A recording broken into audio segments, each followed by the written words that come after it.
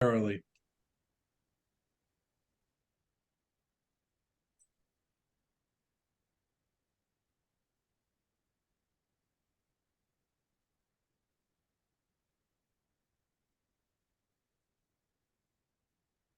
All right, Madam Secretary, we ready to rock and roll?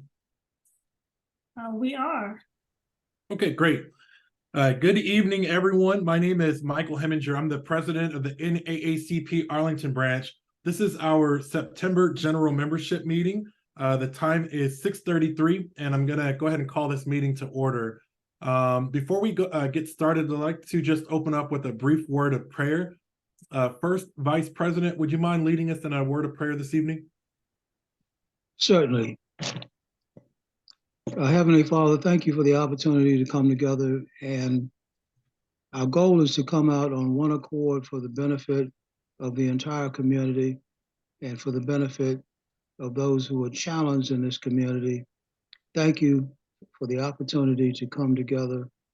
As we look forward to the future, please give us not only knowledge, but give us the ability to use that knowledge wisely. Give us wisdom. In Jesus' name we pray. Amen. Amen. All right. Thank you so much, First Vice President. Madam Secretary, would you please call the roll? Certainly. We have President Michael Hemminger, who is present. First Vice President James Younger. Present. Second Vice President Laurel Langhorne. Present. Treasurer Adriana Spain. Present.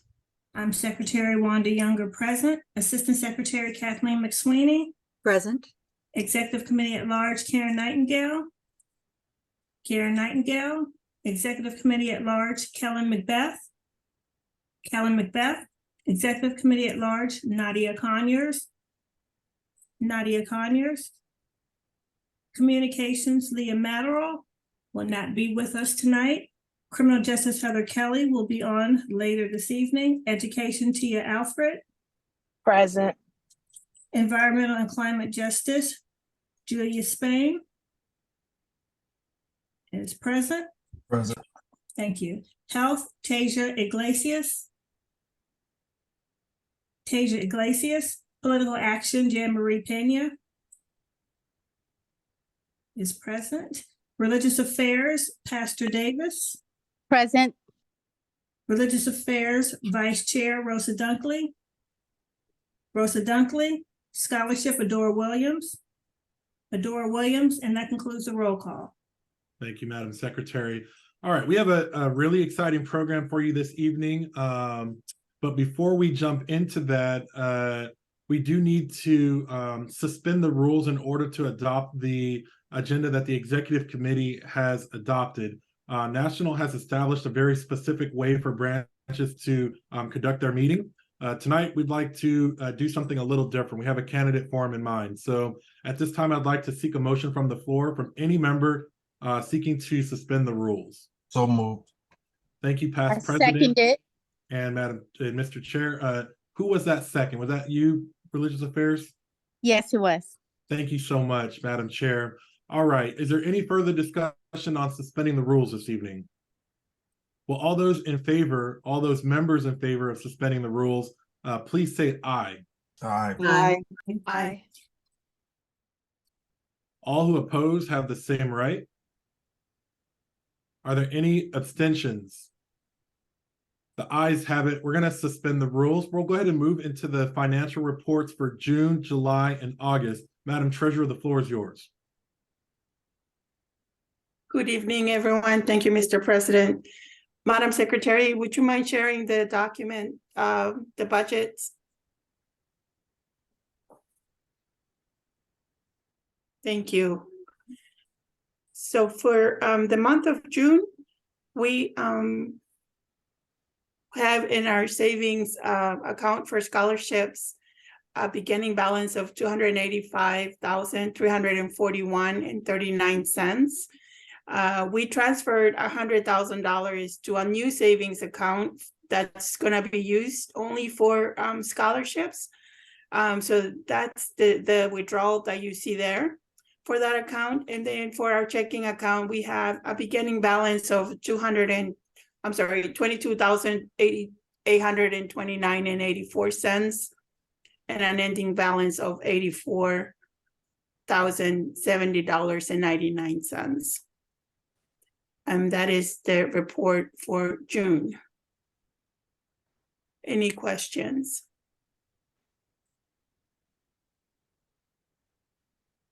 All right, thank you, Madam Treasurer. At this time, we're calling for any further discussion on the June financial report.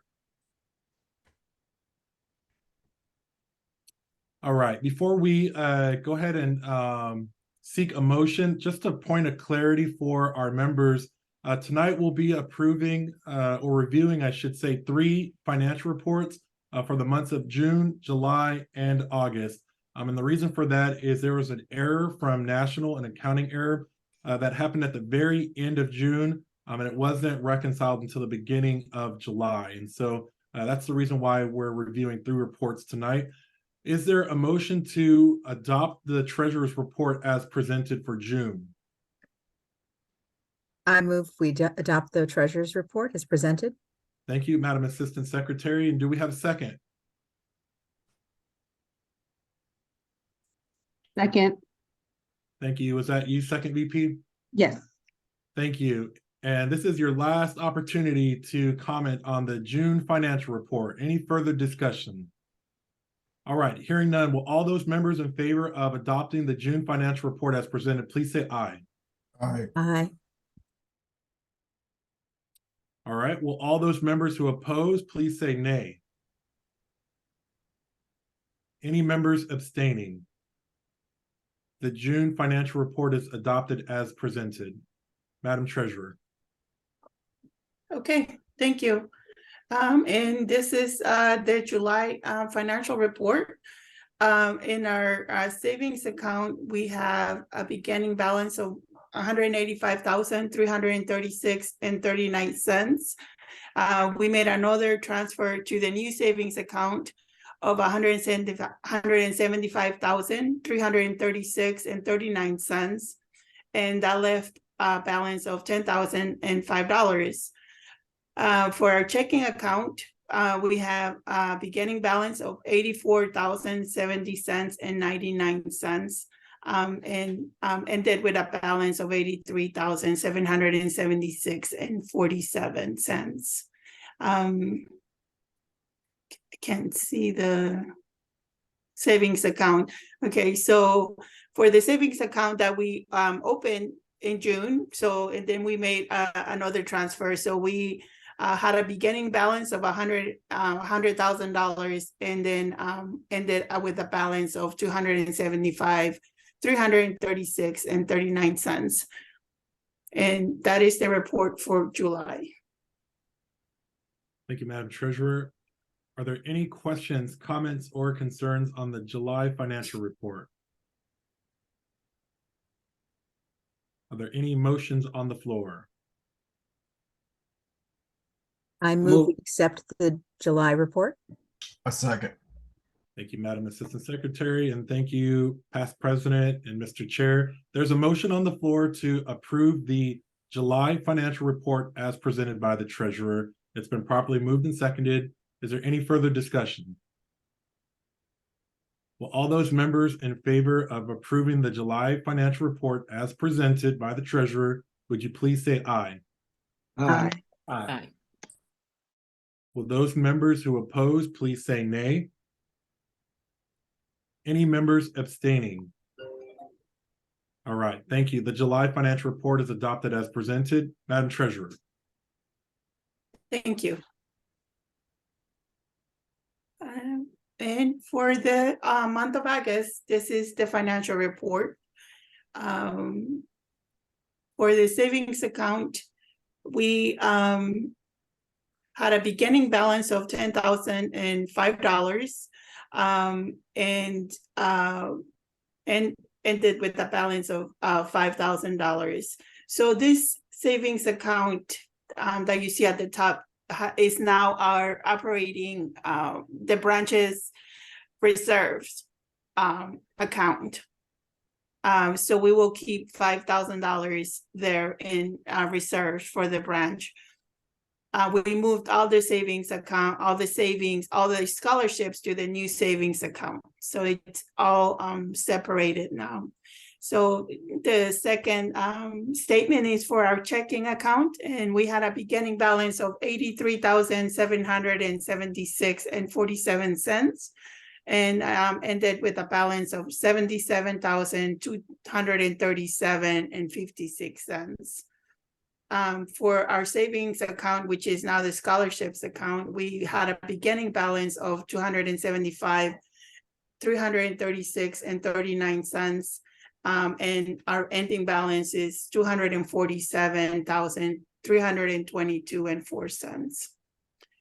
And that is the August financial report. Thank you, Madam Treasurer. Are there any questions, comments, concerns on the August financial report? Question, Mr. President. Who's This seeking is to be recognized? Past President. Can you just scroll down just to note the payments that went out? I think there were $5,000 checks that went out to all the students to the respective universities, right? Yes, sir. Okay, I can see it now. Thanks. All right. Any further discussion, questions, comments, concerns on the August financial report? Would any member like to raise a motion? I'll move that we accept the treasurer's report for August. Thank you, Madam Assistant Secretary. There's a motion on the floor to approve the August financial report as presented by the treasurer. Is there a second? I second. Who was that? I'm sorry, I couldn't tell. Secretary. Thank you. All right. So will all those members in favor of approving the August financial report as presented by the treasurer, would you please say aye? Aye. All those who oppose have the same right. Are there any abstentions? Okay, great. The August financial report has been approved as adopted. Thank you, Madam Treasurer, for your efforts as always. Really appreciate it. You're welcome. Thank you. Thank you. All right, we're going to go ahead and keep us moving along. Next up, I just have a couple announcements. I'm going to start with some appointments. So these appointments have been confirmed by the executive committee. I'm sorry, I recommended to the executive committee, and the executive committee has appointed each of these members. The first is Wells Harrell to be the chair of our housing committee. And the second is past President Julius D. Spain to be the chair of the Environmental and Climate Justice Committee. So just wanted to make everyone aware of those appointments. Some of those folks have already been, acting in an acting capacity, but they have been officially appointed. So congratulations to both of you. We look forward to the good work that you will do. All right, I'm going to take just a moment of personal privilege. I'm going to share my screen. But before I do, I want to let you know that what I'm about to share, you're going to be one of the very first ones to see it. Tonight, we're going to be announcing sales for our Freedom Fund Banquet on October 14th. So if you haven't saved the date, October 14th at 6 p.m. At the Arlington campus of George Mason University. So I'm going to go ahead and share my screen. Madam Secretary, would you just confirm that you can see my screen? I can see it. Okay, great. So we have some exciting speakers to announce tonight. Our keynote speaker is going to be Simone Sanders. That name might sound familiar because she has her own show on MSNBC. She's an author, and she's also the former chief of staff to Vice President Kamala Harris. And then our MC for the evening will be the Honorable Joshua Cole, former state delegate, local pastor, and former president of the NAACP. All right, so I'm going to pull down my screen. I'm going to drop a link in the chat. This event will sell out just because of the speakers that we have this for the Freedom Fund Banquet. And so I'm going to play a video for you all. And while I play this video, I encourage you to buy your ticket now because we're going to announce it after tonight's meeting. And once those tickets are gone, they are gone. We do have limited seating. So Give me a moment. I'm going to try to pull that up. I have a couple of videos I want to share with you all, so just bear with me as I work through this technology. All right, let's see here.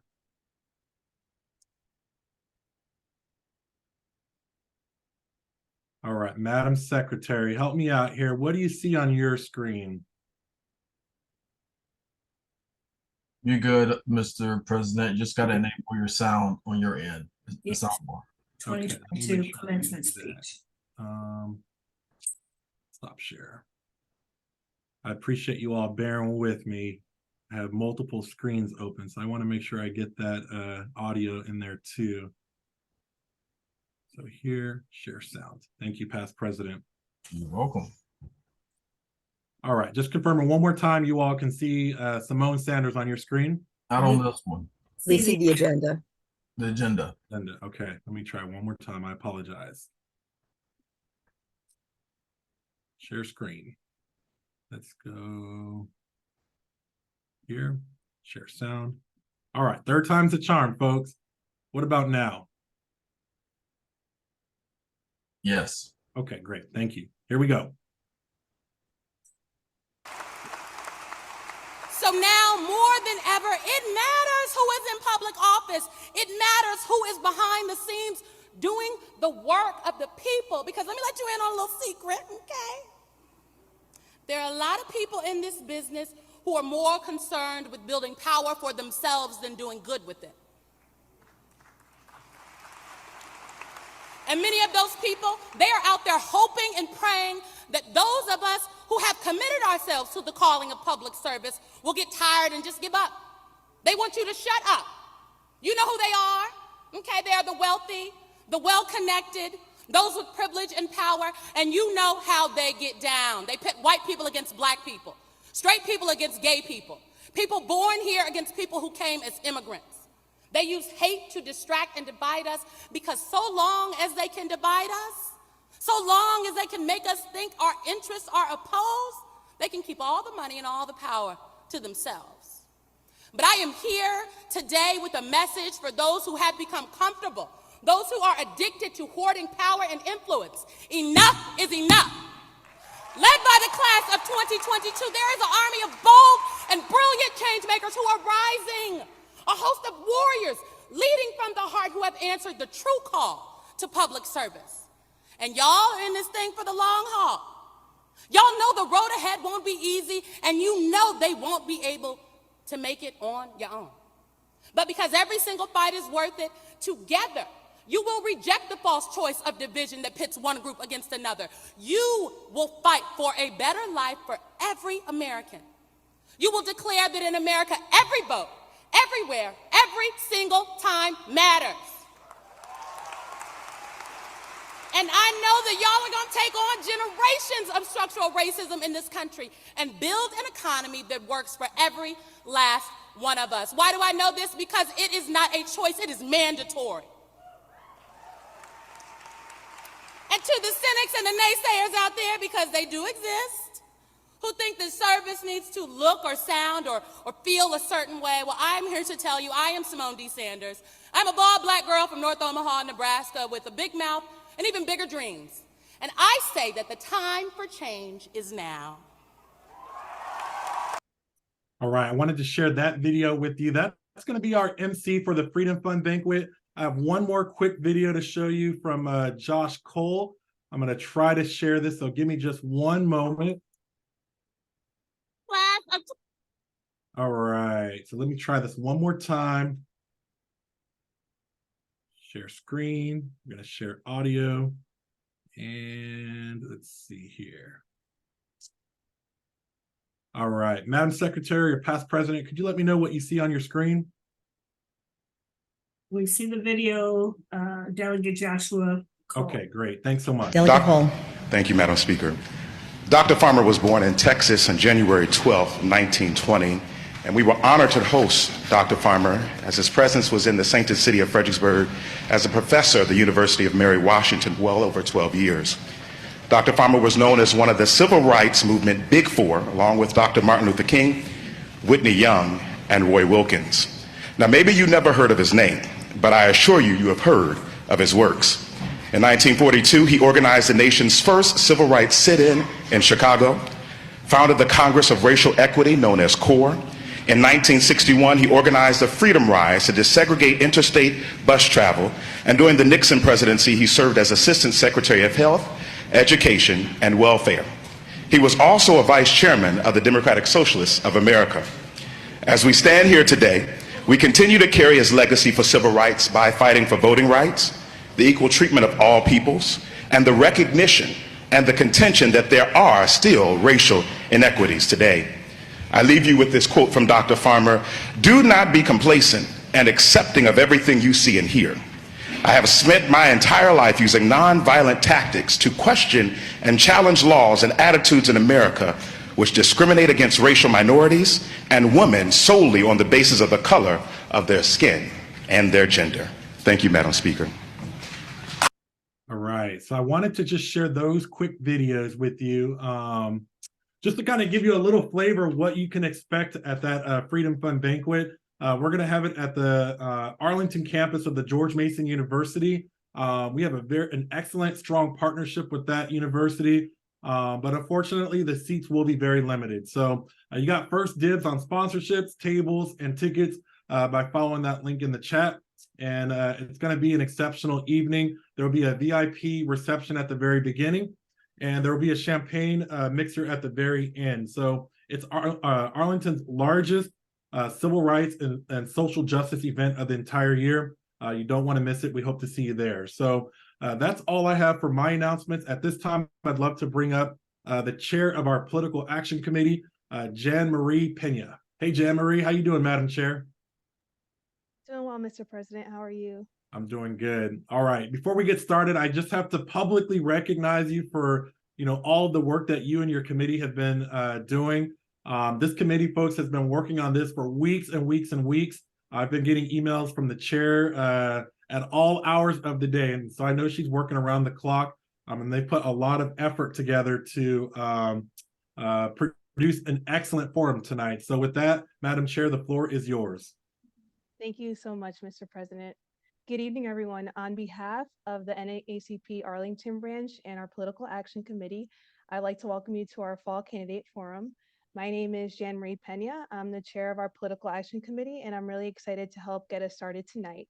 So programs like the forum we're hosting tonight are vital to our civic engagement. We hope to have an informative conversation with the general election candidates that will allow you to leave the program engaged, informed, and better prepared to vote. As a reminder, the NAACP is a nonpartisan organization. As such, we do not make any endorsements, and we welcome candidates of all political parties. We are not advocating today. This program is really about engagement and education. So in the chat, I'm going to drop a link now that will direct you to more information on the upcoming general election. So let me put that in now. And this link includes information on the candidates for each office, sample ballots, and information on how to vote. So for tonight's program, we invited all candidates who are running in contested races in the general election that represent Arlington to participate. So in the Virginia General Assembly, contested races in this year's general election include the 39th and 40th districts in the state Senate and the 3rd district in the House of Delegates. And then the race for the 2 open seats on our local county board is also contested. The race for our local school board was contested, but James Bell Reeves, who I believe will be appearing on the ballot, suspended his campaign in July. So the current school board candidate is running unopposed. So just to describe our format for tonight, we'll start with a discussion with our General Assembly candidates, followed by a discussion with our county board candidates. And during each discussion, we'll ask a series of questions that are important to the work we are doing in our branch, rotating who answers first each time. The chat will be disabled during the forum, but you can share any questions you have directly with the hosts. So now I'm so pleased to introduce our moderator for tonight, Sean Perryman. So Sean Perryman is the former president of the Fairfax County NAACP, and as the branch's youngest president in its history, he grew it to be the largest chapter in Virginia. He also previously ran for Virginia Lieutenant Governor in the 2021 Democratic primary. So Sean is an attorney who works in tech policy, advising on issues related to artificial intelligence and responsible development of technology. And prior to working in tech, he was a congressional investigator working as counsel on the House Oversight Committee under Congressman Elijah Cummings. Sean is really passionate about issues of fairness and equity and remains active in the community. And we are just so excited that he is moderating our event tonight. So with that, I will turn it over to you, Sean. Thank you so much. I really appreciate that. And I'm honored to be here with the Arlington NAACP as the moderator tonight. Thank you all for having me. You know, I got my passport stamped virtually from Fairfax County where I reside, but always happy to join my fellow NAACP people from Arlington. Really quickly, before we launch into the candidate, obviously you all heard the format and I want to get to the questions. Many of you have probably heard the news about Congresswoman Jennifer Wexton and not seeking re-election due to her diagnosis. This is me speaking, not so much the NAACP, but you know, whether you're a Democrat or Republican, I think it really puts into focus why we're here this evening. These people are putting themselves up for public service. They care about their communities, regardless of what their party is, what they may have done before. They feel that they have been called to lead in some way. And we often do this and lose sight of some of the things like our health and our families and everything else. So I want to thank all the participants that are here this evening, not only for participating in the NAACP's forum, but for putting yourself forward into the public sphere to be criticized and also to put out your ideas, which are so important. So we thank you for that. As was said, I'm going to serve as the moderator. There have already been questions that have been written, and I am going to try to stick to those as closely as possible. Everyone will get those same questions. Where I will come in as moderator is to make sure, even though you all are very talented politicians, that you stick to the time frame, because we want to get to as many questions as possible. And where necessary, I'll take my privilege in probing a little deeper, making sure we actually get answers to the questions. So I hope to keep everyone on task this evening. But with that, I hope to begin. And we're going to drop into the chat a link here where you can find your General Assembly district. And so that will happen. So with that, I'm going to give 1 minute per candidate to do an opening. So if you do the advanced math, it should take 6 minutes, we hope. And then with that, we'll come back to our first question for the evening. So I'll turn it over. On my screen, I see Adam Ebbin first, so I'll let you go. Am I unmuting or there we go. Okay, got it. Thank you, Senator Ebbin, for participating this evening. Thank you, Sean, and the Arlington NAACP for having this forum. I am Senator Adam Ebbin and appreciate it. I'm running for re-election in the new 39th district, which includes parts of Arlington in Pentagon City, Crystal City, Aurora Highlands, and parts of Arlington Ridge. We've made a lot of progress over the years together, but there's much more to do. We established an Arlington Public Defender Office, but we have to work harder to get better compensation for our public defenders. We passed legislation that decriminalized and then legalized cannabis, but we need to regulate it for sale. We banned pretextual stops and repealed the death penalty, and we passed gun safety laws. Unfortunately, though, for the last 2 years, the Senate Democrats have had to play defense. We've been blocking bills to undo criminal justice reforms. We're fighting Republican efforts to divert funds from public education to tax cuts for wealthy corporations and individuals, and we're defending voting rights against Republican attack, including efforts to repeal early voting in Virginia. My Republican opponent is silent on many of these issues important to Arlingtonians, including criminal justice reform, a woman's right to choose, and gun violence prevention. I ask for your vote to continue my service to the people of Arlington. Thank you. With that, we'll move on to the next candidate. I won't give much editorial in between these. We'll just move to everyone's intro. Hi, everyone. My name is Sophia Moshasha, and I am also running for Virginia Senate in District 39. I'm a proud lifelong Virginian. I've attended Virginia public schools, and I graduated from Virginia Commonwealth University. My mother, Gwen Hickman, comes from generations of Americans and is also a resident and small business owner in Alexandria. And my father and fiance are immigrants that migrated to Virginia to pursue the American dream. I also have a background in emerging technologies, and I was recently working with Meta's policy team, engaging with congressional stakeholders, and realized there was a gap in knowledge on the quick rise of emerging technologies and the incredible impact it's going to have on our lives. So I thought I could add some value by coming in with a fresh, innovative approach to problem solving while ensuring we're setting our community up for a prosperous future and equipping ourselves and our children with the skills they need to prepare us for the jobs and skills of the future.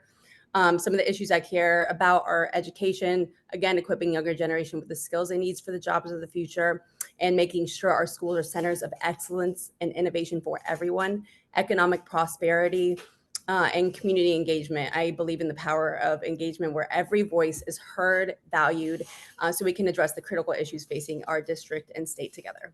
Thank you. Okay, we can go to our next candidate.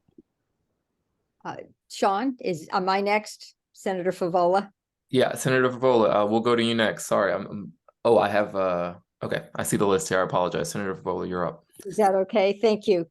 Good evening, and good evening to all of you who are watching this.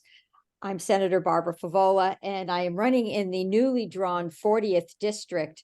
And that district actually is entirely contained within Arlington, with the exception of 5 precincts, which Senator Ebbin will represent going forward. With the exception of 5 precincts, I would hopefully be your state senator for the 4th term in come November 7th. I have focused pretty heavily on some prison reform because I chair the Rehabilitation and Social Services Committee in the Senate. So for several years, I introduced bills to remove the death penalty for those with serious mental illness or seriously mentally ill at the time the crime was committed. Eventually, we abolished the death penalty, but I was proud to have taken such an early step down that road. I was very active in the credit sentencing bill. And of course, I have robustly funded diversion programs for our juveniles. I serve on the Commission on Youth, and I chaired that body and did a lot of work in alternatives to detention centers for our juveniles. And also, I'm proud to say that I, through funding and several years of trying, I did get mental health services available for every juvenile before sentencing occurs. So my the health and welfare of our children has been a passion of mine. I also am. Sorry, Senator, you're at time. Okay, all right. I am looking forward to your questions, and hopefully we can get to other issues. Thank you. Thank you. And with that, we'll go to Mr. Henshaw. All right, thank you very much. I hope everyone can hear me okay. Yeah, my name is David Henshaw, and I'm running for the 40th district here in Arlington. Since I'm a political outsider, I thought I would, and new to the Arlington team, I thought I'd just give you a brief introduction. First and foremost, I'm a Christian. My faith is very important to me, and it actually drives me to what I think is a civic duty to serve others and serve our community. My family is also very important to me. I've been married for over 27 years to my wife, Christy. We have 2 girls, both went through the Arlington schools. Madeline's a senior at Pepperdine, and our daughter Morgan is a freshman at UVA. As for me, I graduated from the Air Force Academy with a degree in physics, and I served our country for over 24 years in the Air Force. I primarily flew the B-1 bomber, and I also served 2 tours at the Pentagon, and I retired in 2020 as a colonel. So now I'm a 777 pilot for a major airline flying out of Dulles. And I'm also a half-time defense contractor as well. So why am I running? Basically, I'm concerned with the direction that our state is going and Arlington is going, specifically with our schools, cost of living, and crime. And I believe the people of Arlington deserve a choice in the general election this November. So I look forward to your questions and our discussion. And once again, thanks for having me. Thank you, Mr. Henshaw. With that, we will turn to Delegate Lopez. That's who I have next on our intro sheet. Can you hear me okay? Thank you. Good evening, everybody, and thank you for being here tonight. I made a pledge 12 years ago that I would fight for our values. Over the years, I've been the patron, co-patron, or the chief co-patron of over 150 bills signed into law, addressing everything from the environment to small business, education, and criminal justice reform, to protecting immigrants, temporary assistance for needy families, and sensible gun violence prevention. I'm especially proud of my legislation that created in-state tuition for dreamers, brought back the project labor agreements, dedicated $800 million to help revitalize the Chesapeake Bay, and the modern-day practice of taking away driver's licenses for not paying court fees and fines, creating the gun-safe storage tax credit, ending the Charleston loophole for gun sales, and my bill that created the Virginia Affordable Housing Trust Fund that's provided housing for tens of thousands of families. As the House Majority Whip, I'm honored to have, among other things, increased teacher salaries, rolled back limitations on access to abortion, improved transit and transportation, banned the death penalty, created the first state voting rights act in the South, and expanded Medicaid and healthcare protections to 700,000 families. Simply put, I believe in fighting for a Virginia that lifts everyone up and leaves no one behind. I look forward to your questions this evening. Okay, next up is Mr. Webb.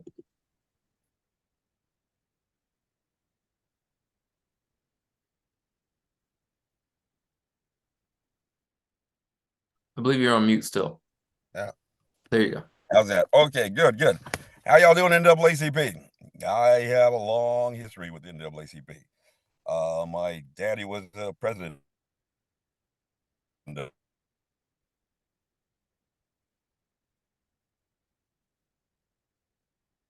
Mr. Webb, I'm not sure if When it's you're just not in a my good end, but you're government, breaking up. and you don't have anything to run on. So I got to talk about my record in other ways. Inside the journey, I have sued on everything from the masks that do not work. We found this back in the Obama administration. They looked at these things and they used the same test that we used to rate the N95.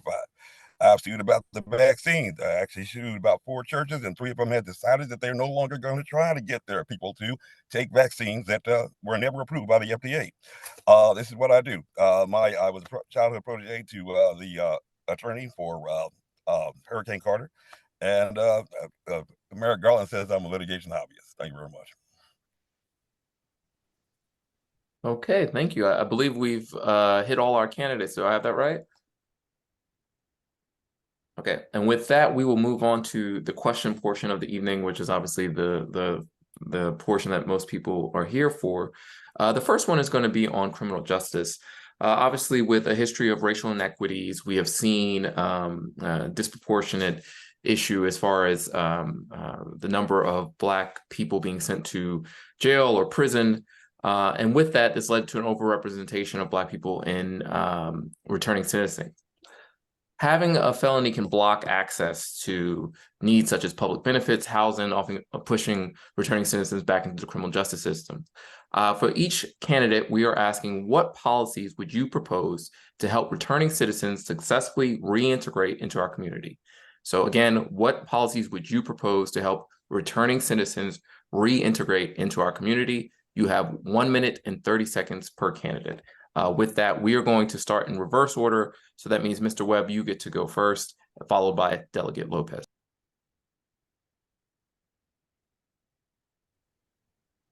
Mr. Webb, you're on mute again. There you go. I do not expect to be in Richmond in November, but I'll tell you what I'm doing now. I went to the best law school, the college that has the best law school. I've been working with Washington Lee University down in Shenandoah to see that we can try to put some teeth inside the Read the Law program, so we can take some kid, give them an apprenticeship. This way they don't have to worry about student loans and all that kind of stuff to go to law school. Give that guy a lawyer with connections. We also got a problem in terms of our courts. We have people that are being charged with felonies. They shouldn't even be making their money. We have to disrupt that, and that's why to give people who actually know about people who are going through these problems to be their representation. Thank you very much.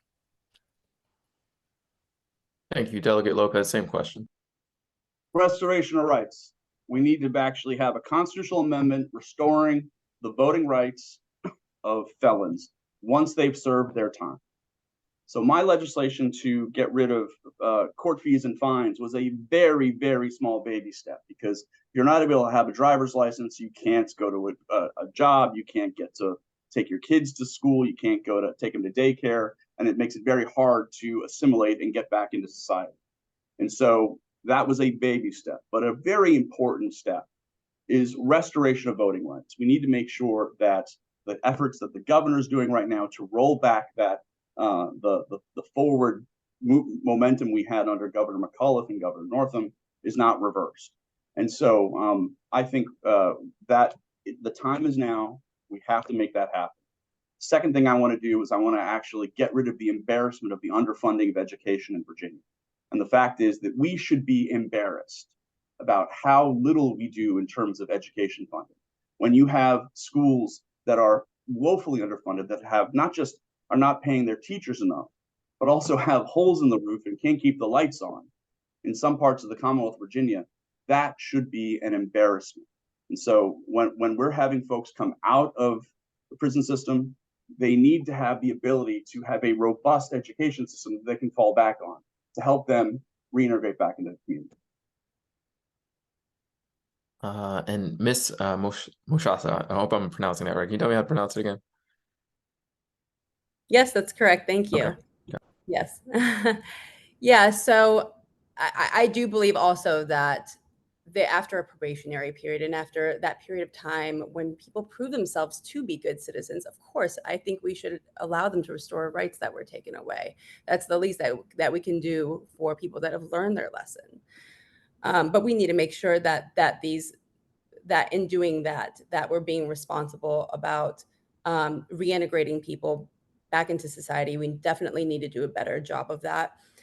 Make sure that they're receiving education and skills training even while they're in prison. So when they are released, they'll be ready to actually go after jobs and be qualified to do that instead of landing themselves back on the streets and assimilating themselves with criminal behavior again. So I think we as a society can do a better job of helping them rehabilitate and reintegrate into society. I work in virtual reality. I worked on a project that was actually helping to train people with both the incarcerated as well as through Pell Grants, train people for vocational training so they could be ready for these types of jobs and skills-based jobs when they re-enter the workforce. So I do care deeply about that. Thank you. Senator Ebbin. Thank you. I've been active in correctional reform during my time in the General Assembly, having visited Red Onion, Coffeywood, and other facilities. I've led the effort to end the private management of Lawrenceville Correctional Center. But I think one of the biggest things we need to do is put more money into job training and programming for people while they're incarcerated so they can have a promising future when they come out. I've been active on the restoration of rights constitutional amendment, which most Republicans in Richmond have blocked. And also I played a role in legalizing cannabis and expunging cannabis records. Thank you, Senator Ebbin. Mr. Henshaw. Okay, thank you. I agree with what Sophia Moshasha said there with restoration of voting rights. I think it needs to be done, but it needs to be done smartly. And so it is appropriate to have a waiting period. And that's probably a point of discussion on what that right amount is. I don't think it should be an immediate restoration, but I do agree with restoration. The other thing is we want to lower the recidivism rate. And so I think education, as mentioned, is a great way to do that. And we have too many people go to prison, release, and they're right back in. The rate is much too high.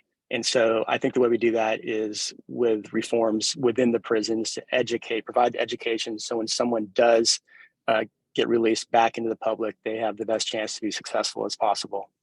The other thing I'd mention, I was thankful to read on the NAACP website, that's the wrong word, but to educate myself on the 7 or 8 deaths, I guess, actually in the last 7 years of Black Americans in prison. And so I think we need transparency, we need accountability. So Democrats have controlled the county sheriff position for the last several decades. And so transparency, I think, is a huge piece of that. I'll just use the remaining of my time to kind of talk about the other end of that on the crime. Crime has been rising in Arlington. It was up 18% last year. It was up double digits the year before that. Person-to-person crime has been up double digits the last couple of years. We see it. Okay, thank you.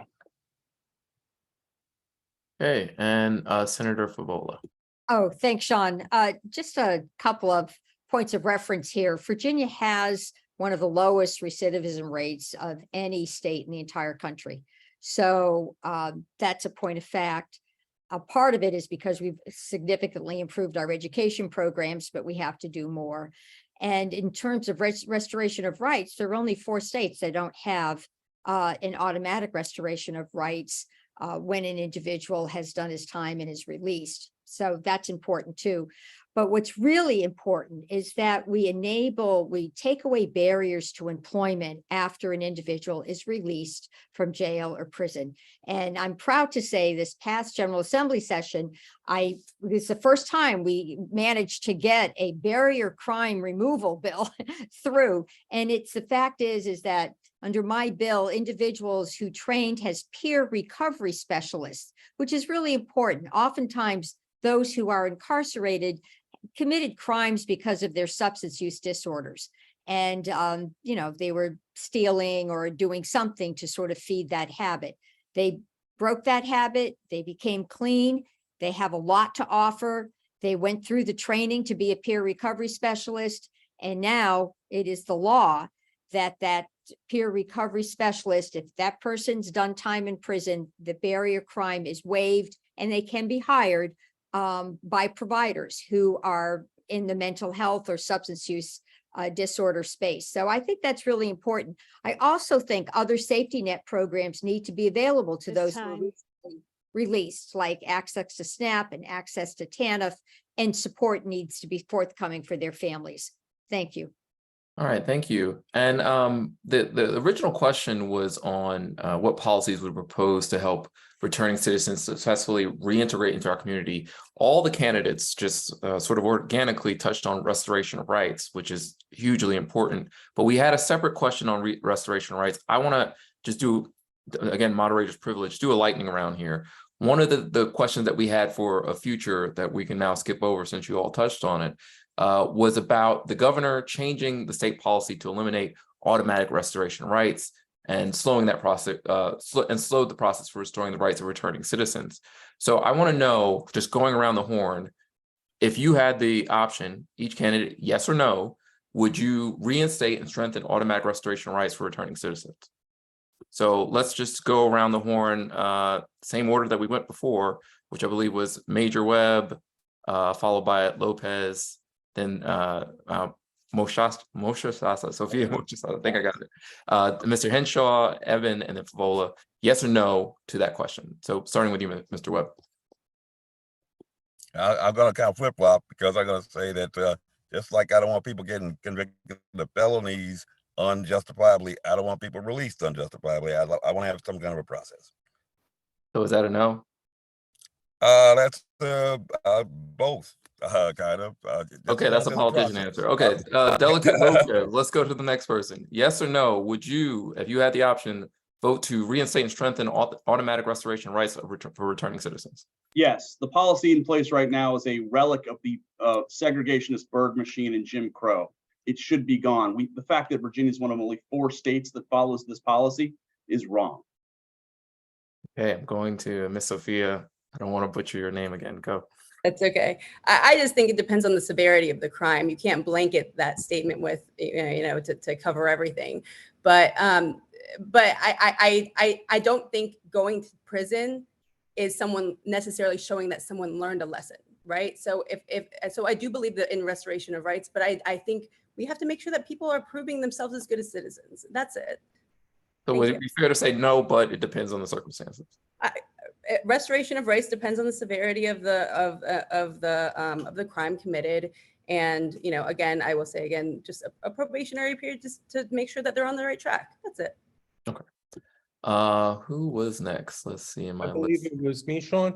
Yep. Yes, I support a streamlined process, and I've repeatedly supported that, and without any kind of qualifiers to cruelly hold people apart. Okay, thank you, Mr. Henshaw. No, I agree with Sophia. Okay. Senator Favola.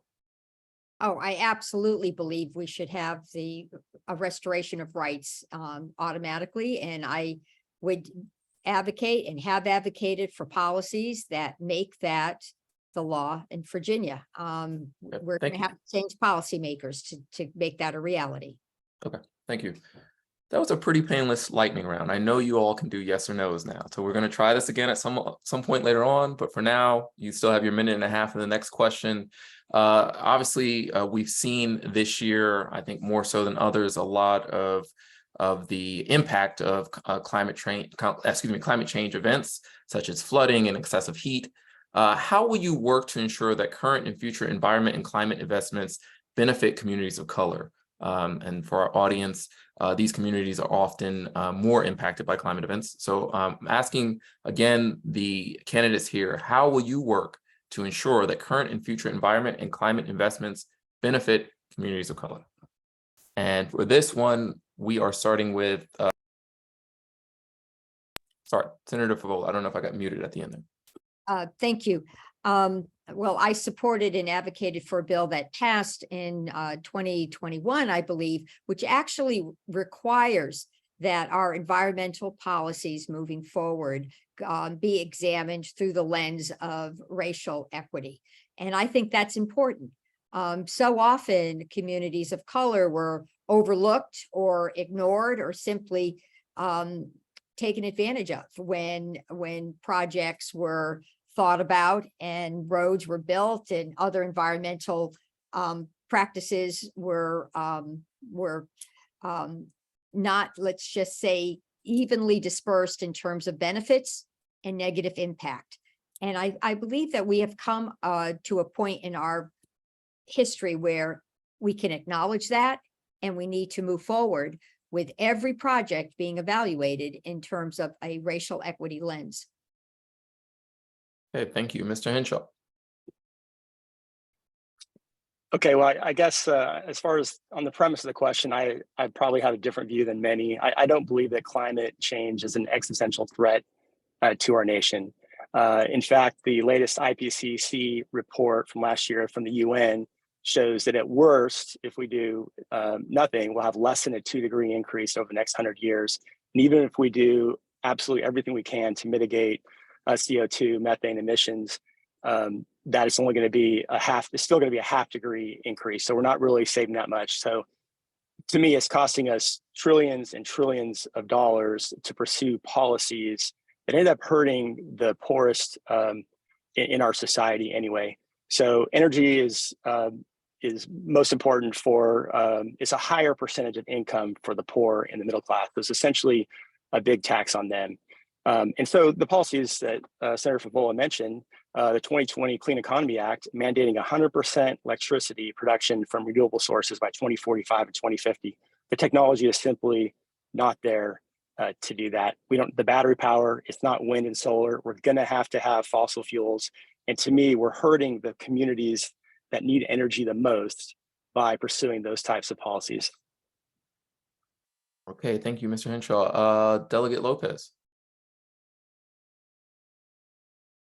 I'm the founder of the Virginia Environment Renewable Energy Caucus. I've worked on environmental policy in the Clinton White House and in the US Senate and at the national level with the Physicians for Social Responsibility, working on things like the Kyoto Protocol. I'm friends with a bunch of the folks that the gentleman just mentioned who are scientists representing the United States as part of the IPCC.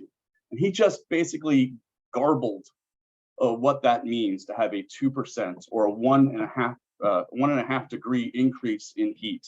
We're talking about considerably more extreme weather events. We're talking about the change of climate for huge swaths of the globe.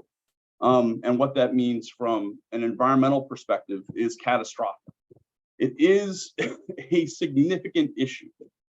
To answer your question, Sean, I've put in for the last couple of years now a constitutional amendment that would make environmental justice a core aspect of the entire section on the environment and conservation in the Virginia Constitution.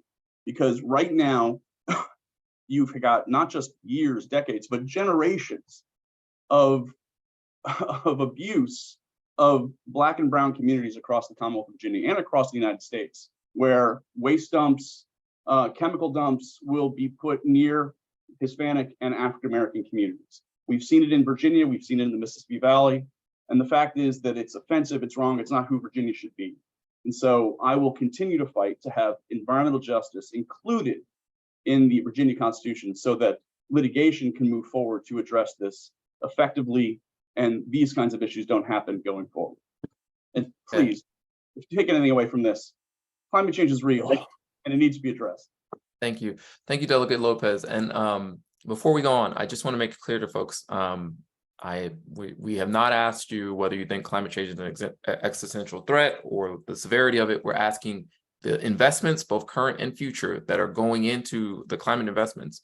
How are you going to use those to benefit communities of color? I feel like both of you answered in different ways, but I want to make sure that the question is clear for the audience. Mr. Webb is next, I believe. Yes.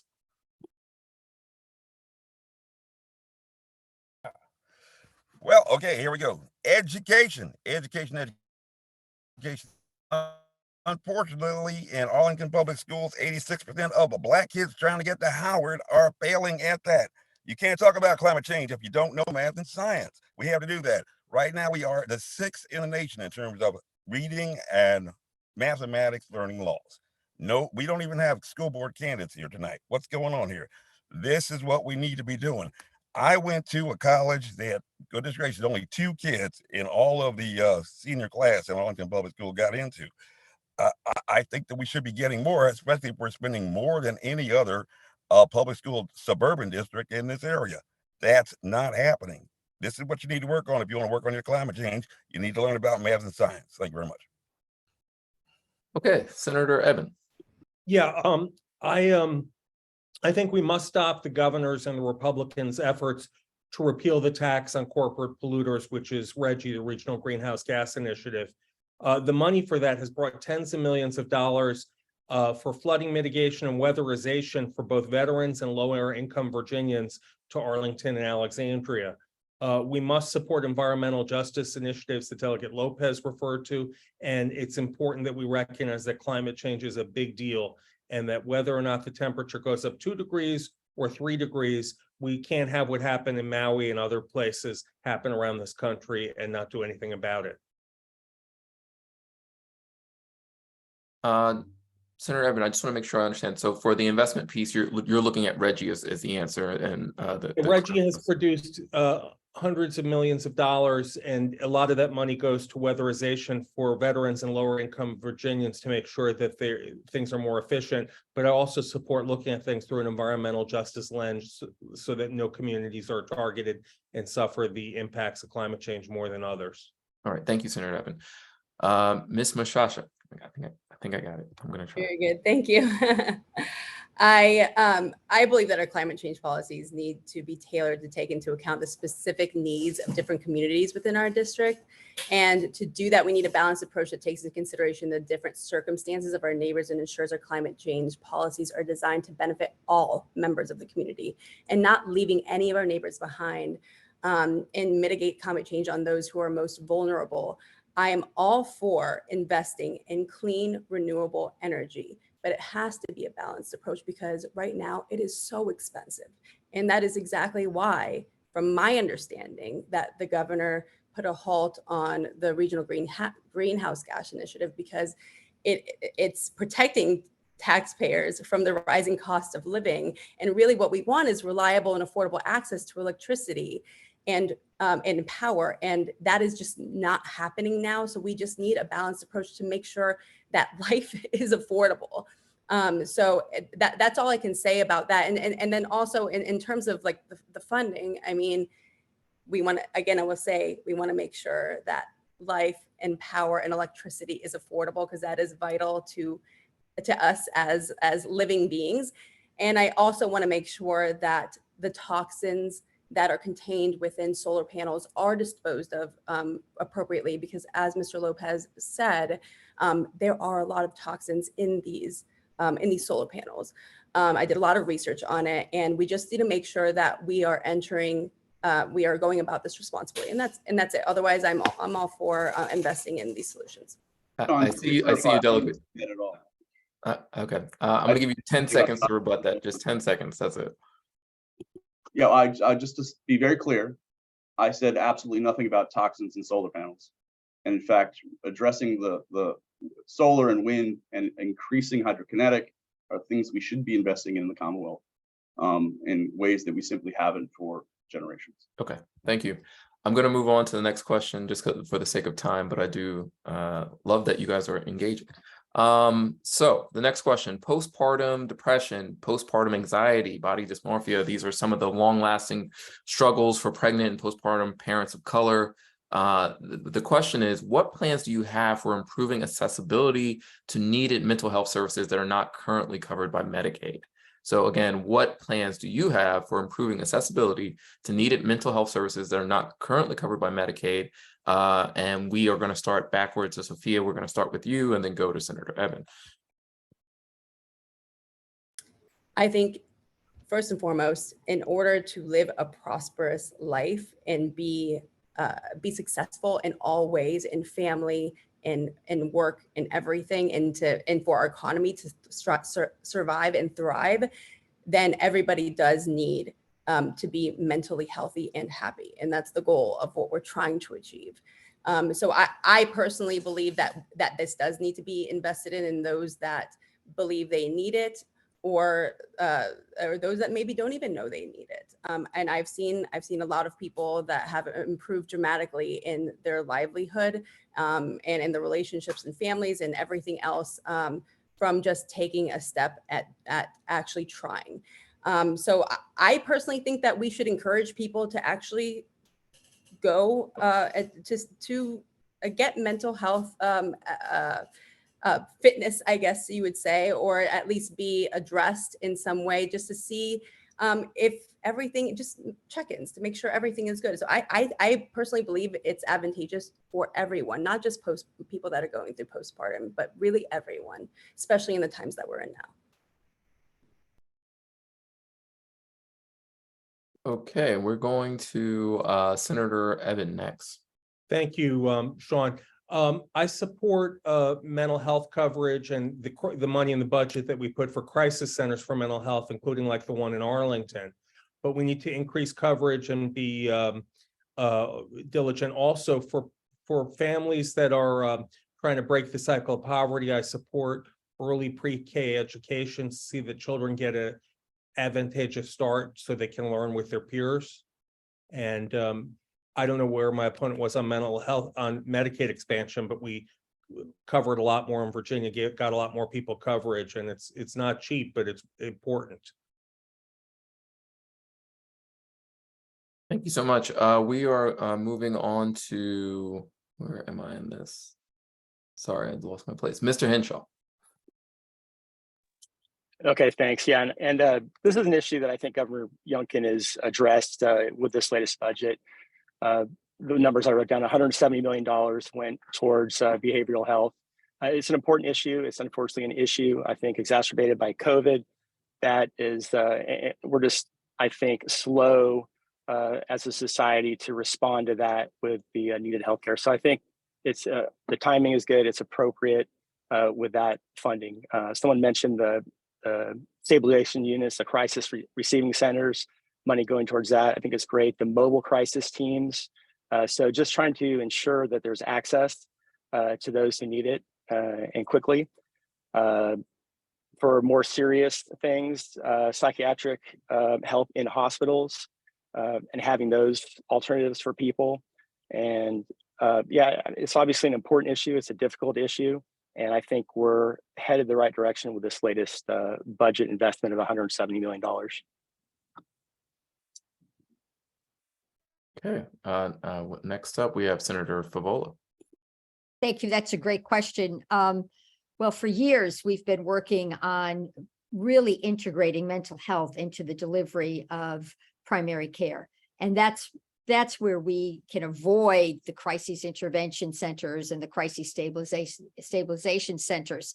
And I'm proud to say that the Democratic majority actually invested heavily in what we would call the Virginia Mental Health Access Project, which allows primary care practitioners to access mental health services right there when their client or when their patient is in the office. So they can pull up a psychiatrist or psychologist on Zoom, or they can connect in the office to another behavioral health specialist. We also are funding Step Up, which will at some point, we hope soon, will enable our community services boards to provide same-day access when an individual is suffering a crisis, and that's important.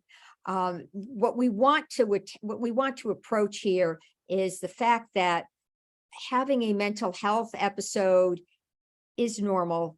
It is something that can be treated. It is something that somebody should recognize and then try to internalize behavioral modifications in their day-to-day lives. We've also expanded coverage for our first-time moms under Medicaid. So that will get to some of the postpartum, but we've extended coverage for a year, and that's a very big deal. I appreciate the question. We have to do more. And I do want to say, I think Governor Youngkin, his emphasis on crisis intervention and crisis stabilization is also needed. That's another part of the spectrum. So the entire spectrum of mental health needs to be addressed. Okay, thank you so much. And so we are getting close to the end, but we still have time left, but we're going to focus, do a little bit of a focus on housing right now. So we'll have two questions. Yeah. Oh, did I skip someone? Sorry. Yeah, Lopez. Yeah, you're right. Sorry. Webb and Lopez. I apologize. It's okay. Sean, should I go? Yeah, go ahead. All right. So yes, we need fully funded centers across the Commonwealth. But let's be very clear, 170 million in the bucket regarding where we need to be. What Governor Youngkin agreed to was nowhere near what House or Senate Democrats and experts and medical professionals wanted to actually address the issue. The staffing crisis in mental health is abhorrent, and I've supported salary increases for public health care workers and mental health professionals. I've also consistently supported increases in Medicaid reimbursements and bills and budget items to create mental health talent pipelines. There's still too much to be done, and there are studies that are underway to ensure mental health is being covered at parity with physical health. My office has also already had discussions on how our efforts have fallen short across the Commonwealth in the mental health space, and we're looking for ways to remedy that. But let's be very clear, $170 million seems like a lot of money, but when it comes to healthcare and mental health care, it's a drop in the bucket. And Governor Youngkin failed Virginia. Mr. Webb. Yes. Right now, mental health is an important issue because Arlington Public Schools have admitted that they consistently fail to distinguish between cognitive impairment and cultural differences. As a result, 30% of our referrals to community mental health are coming from the Arlington Public Schools. Little Hispanic kids who we decided are crazy. Now they're on drugs, and also now at that delicate age, they're not going to get a clearance because we no longer give you a clearance if we think that you're cuckoo bonkers. That's it. Now, also the thing is that my dad back in 1983, we had Dr. Lou Sullivan and also Andy Young come over to our church is on the founders of the Morehouse School of Medicine because we don't have a lot of black doctors. During the pandemic, National Geographic said when blacks talk to, I've seen that inside conversations with people right here in diverse Arlington, Virginia. They don't think that look at the achievement gap. They're going to have that assumption that you're stupid and they're going to talk down to you. We need to get more black, more Hispanic doctors to have those conversations so this way you can have a good treatment relationship and find out what's wrong with the person. I personally have bipolar disorder. Despite a debilitating repression, I beat 75% of the Army in the Army 10 miler and docketed 9 cases for 30 hours of the United States Supreme Court without a lawyer. Thank you very much. Okay, thank you. And apologies again to the last two candidates for cutting in there. It's trying to manage here and also look at our timing and questions, so forgive me for that. But like I said, we are going to focus in on housing for these last two questions. I think we have time for about 2 more before going to the next set of candidates for the local races. But I wanted to ask, state law places limits on Arlington's ability to achieve its affordable housing goals. For example, when a developer contributes cash to the Affordable Housing Fund in order to build more homes, the maximum contribution that the county can get is only a fraction of the value that the developer actually gets. What legislation will you sponsor to give the county more tools to promote affordable housing? Again, I'll repeat it. What legislation will you sponsor to give the county more tools to promote affordable housing? I will go to Mr. Webb, who went last in that round, and then Delegate Lopez.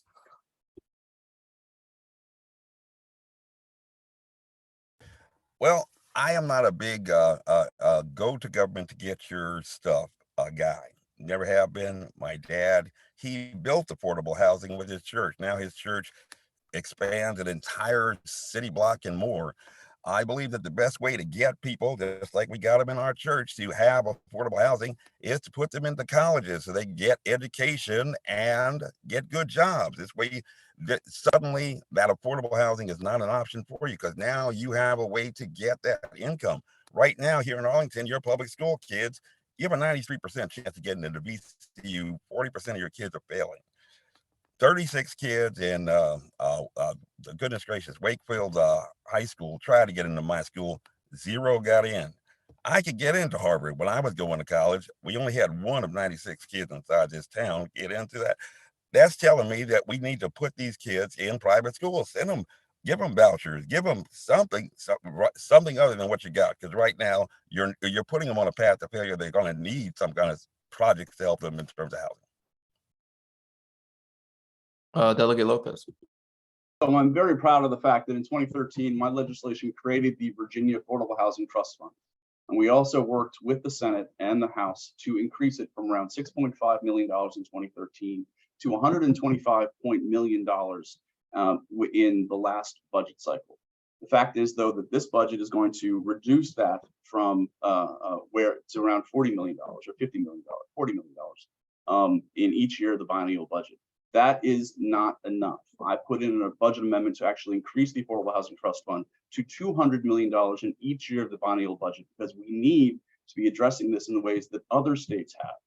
Now, to answer your question in terms of what this means that we will be able to fund not just 1 out of every 7 projects in Northern Virginia and 1 out of every 3 in Southside and Southwest Virginia, but we'll finally be able to address real affordable housing that is safe, because right now we have people living in Virginia in double wide trailers with mold and leaky roofs, and there are children living there, and that's not affordable housing. And if people are living like that in Virginia today, that's unacceptable. To address some other things like the Serrano issue we had recently along Columbia Pike, we have to pass legislation on warranties of habitability. We have to be passing legislation on condemnation issues. We need to also, I think, be addressing some kind of better assistance for rental assistance and making it easier for communities to address local rental assistance and copy what Arlington has done and do those in more robust ways. I think we also need to be doing considerably more in terms of how we have oversight for some of these. That is time. Thank you. Okay, Senator Ebbin, I believe is on you. Okay, the question was what we're doing for affordable housing and what legislation I'll work with the county on. I would support repealing limitations on the county's ability to work with developers. I'm working with the county now on a tax credit for conversion of commercial housing, commercial real estate to residential for housing. We're fighting to increase funding, not just for the Housing Trust Fund that Delegate Lopez referred to, that's very important, but the livable home tax credit, the eviction reduction pilot program. And I worked with Senator Locke to pass legislation to create a statewide housing needs assessment, which will work with local governments to collect better data on housing needs. We'll use that data, we must use that data to develop a statewide housing plan to help us better coordinate and target our efforts. We know that the governor and the House Republicans have opposed increasing the Housing Trust Fund, which is a reason that we can't send more Republicans to Richmond. Thank you very much. And next is sorry, it's I've lost my train of thought here. It's Senator it's not Senator Favola, it's actually Ms. Moshasha is next. Ms. Moshasha next, and then Senator Favola. Sorry about that. No worries. It's okay. Thank you. Accessible and affordable housing is the cornerstone of a thriving community, and I'm dedicated to finding a balanced approach to aligning housing development resources to fulfill this critical need while also preserving the quality of life for all residents. I think it is a great step in the right direction that Governor Youngkin recently granted over $93 million in March and another $52 million in August towards affordable and special needs housing. And I would like to get more targeted assistance in our particular district. I would like to support initiatives to rezone vacant office buildings into residential units.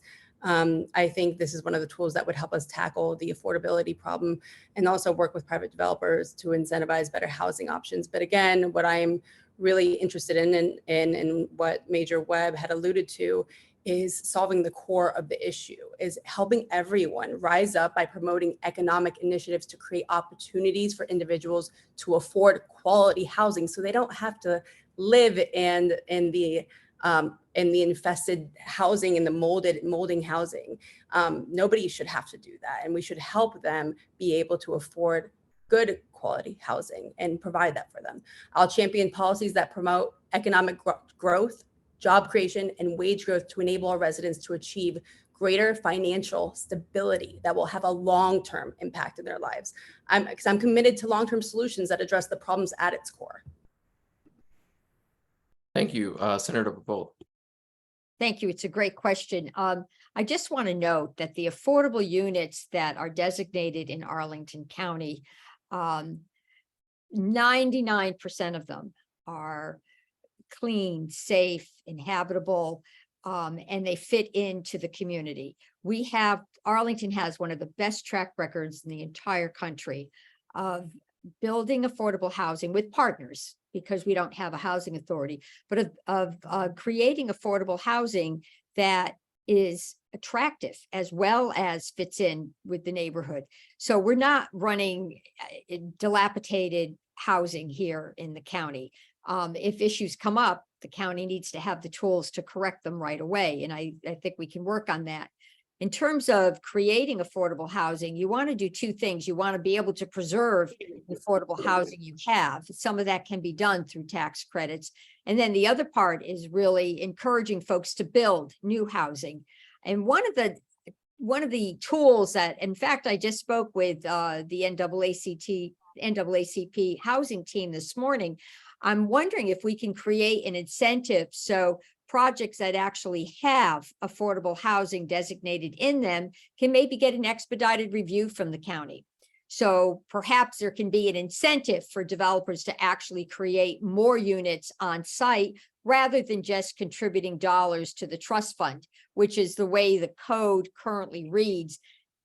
That applies to Arlington County. They can do either or. They can build on site or contribute to the trust fund. And as you know, the contributions certainly don't go far enough in terms of actually creating more units. So it's an interesting dilemma, but one we have to work on because it's absolutely critical. Thank you. Mr. Henshaw. Yeah, so I think the biggest obstacle to affordable housing are zoning laws. And I think that's primarily a county issue. I know it's been kind of big lately in Arlington.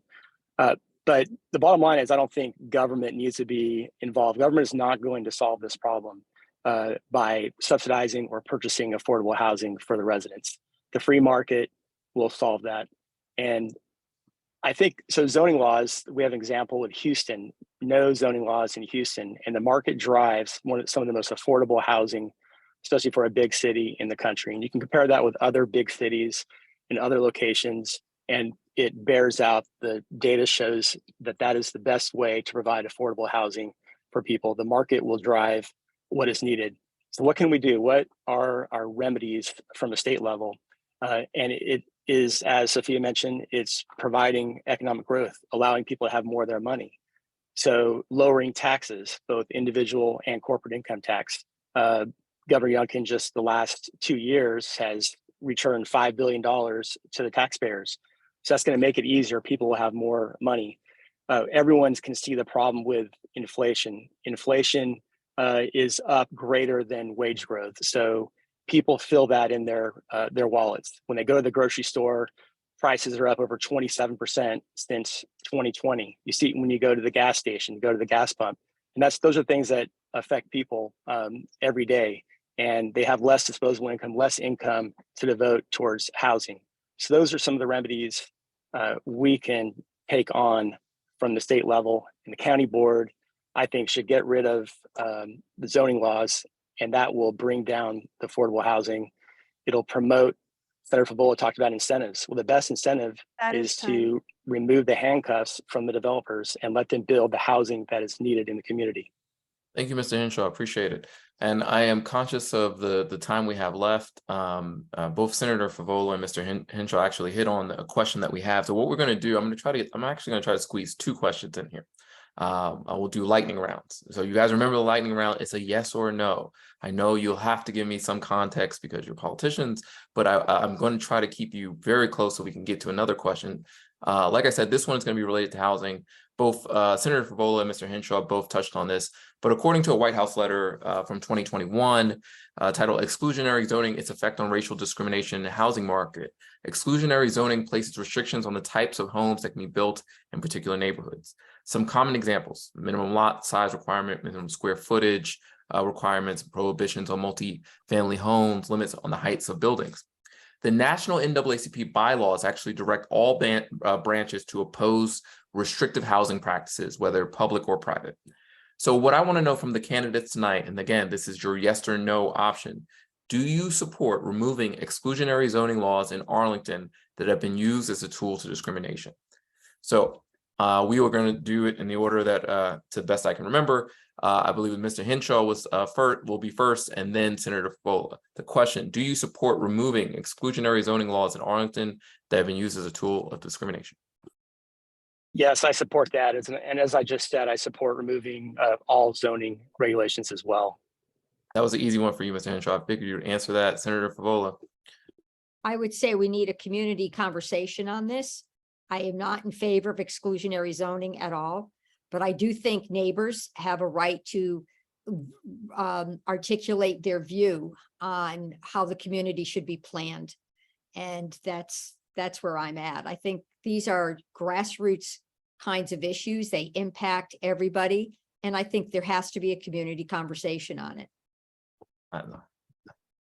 Okay, before I go on, what sort of exclusionary zoning laws would you think were appropriate versus some that are inappropriate? Just top of mind. I don't think exclusionary, I'm not in favor of exclusionary zoning laws. I am in favor of doing community planning.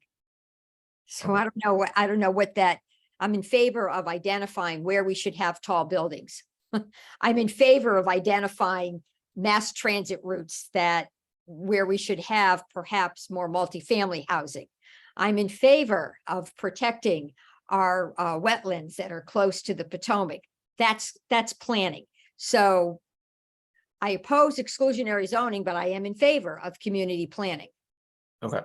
Ms. Moshasha, you're up next, and then you're followed by Senator Ebbin. I actually agree full-heartedly with everything that Senator Favola said. I completely agree. I am not in favor of, and I hope nobody would be in favor of exclusionary zoning. But I do think that we should, with any growth, we need to keep in mind and prioritize our current residents and the quality of life that they came for, and work with our community and organizations like yours to understand what it means to grow and what we need to be cautious of when we do, because we have to prepare for demands and strains on infrastructure like transportation, schools, and public services. So we just need to plan based on sound economic principles to ensure that housing initiatives are sustainable in the long term and don't place an undue burden on taxpayers. So that's the only thing that I would make sure to caution about. Mm-hmm. Okay. I believe Senator Ebbin is next. Yes, is the answer to the question. Zoning should not be a detriment to people living in the community, and these conversations should be handled at the local level. I agree with Senator Favola's emphasis on planning, but not exclusionary zoning. Okay, and I believe Delegate Lopez, and then followed by Mr. Webb. Yes. Did it? Okay, Mr. Webb.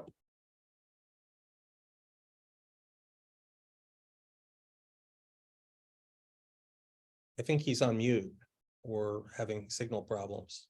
Oh, there we go. Good. Okay, this comes down to that division between what is de jure discrimination, what is de facto discrimination.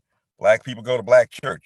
Are they being segregated? Well, they're segregating themselves. This is kind of a choice thing. When the law comes in and says only black people go to black church, then it becomes unlawful discrimination. And these are the things I think Senator Favola was right. We need to have that conversation, but we saw with the Washington Lee High School, we excluded a part of our community even in that discussion. We had what was essentially the old White Citizens Council deciding what was going to be the good name that we could have.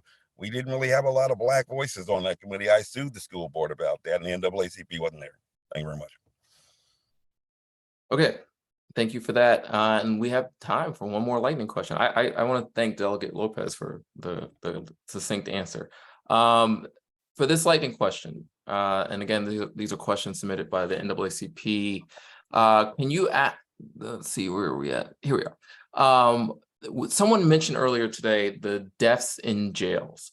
We want to know, obviously, there have been several or more than an acceptable number of deaths in the Arlington jails, which are tragic. Would you support a DOJ investigation into those deaths? So we're going to go in reverse order, starting with Mr. Webb, followed by Delegate Lopez.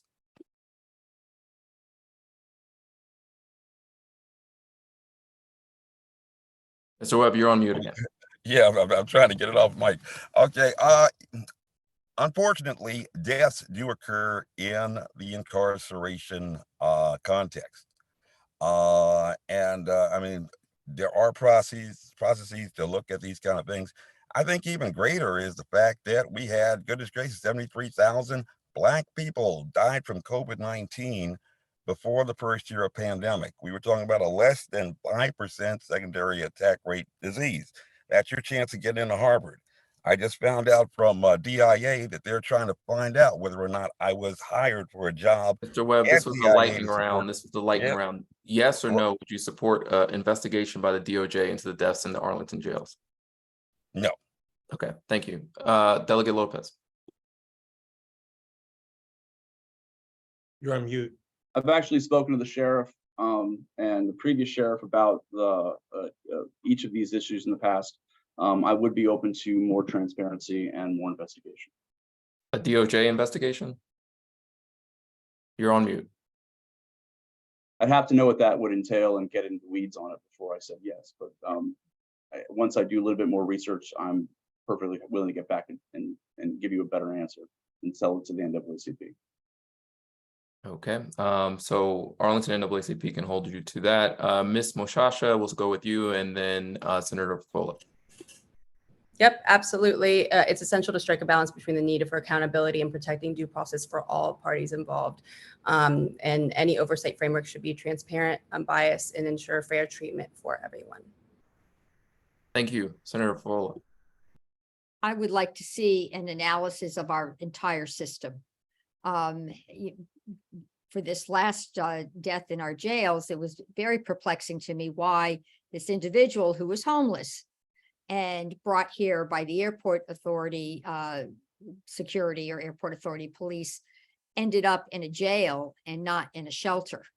And I think that we need to start looking at diversion programs, when they're used, how they should be used, and then how we treat individuals as soon as they come into the jail. What kind of evaluation do we give them? What kind of healthcare services? And then, of course, the transition programs that help offenders when they leave. So I would like an evaluation of the entire system. Okay, hold on one second. I know I skipped Senator Ebbin. I'm going to get to you, but Senator Favola, before we move on from you, is that a yes or no to a DOJ investigation into the deaths in the jail? If the investigation is broader than just the jail, my answer would be yes, but it has to be broader than just the jail. Okay.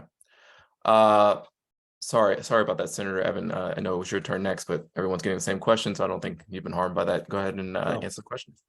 I would support an investigation because I believe that anytime you have multiple deaths, getting more information is a good thing. I'm not saying that the investigation needs to be conducted by the Federal Department of Justice, but if that's who's going to conduct it, that's fine, if that's what the NAACP would like. What's probably more important is that when you called for the investigation, the Arlington NAACP, Senator Favola and I immediately went to the jail, met with the sheriff, and talked about the issues. I don't know that I have the expertise enough to solve the problem myself, so if it takes the Federal Department of Justice to do a conclusive report, that would be welcome on my part. Thank you. Mr. Henshaw. Yeah, I'm not sure if it would elevate right to the DOJ, but probably the Attorney General might be the next step. Accountability, transparency, that's key. I think you have to look at each case on its own merit, and perhaps we are getting to the point where it does require some more scrutiny, and again, accountability for an elected county sheriff. Okay, thank you so much. I really do appreciate all of your answers tonight and going through the questions. Of course, I'm sure the audience has many more questions for you, and we've put your websites in the chat, so hopefully they can reach out to you, and I'm sure you'll be on the trail able to speak to them. At this portion of the event, we're going to do 1 minute for a closing statement.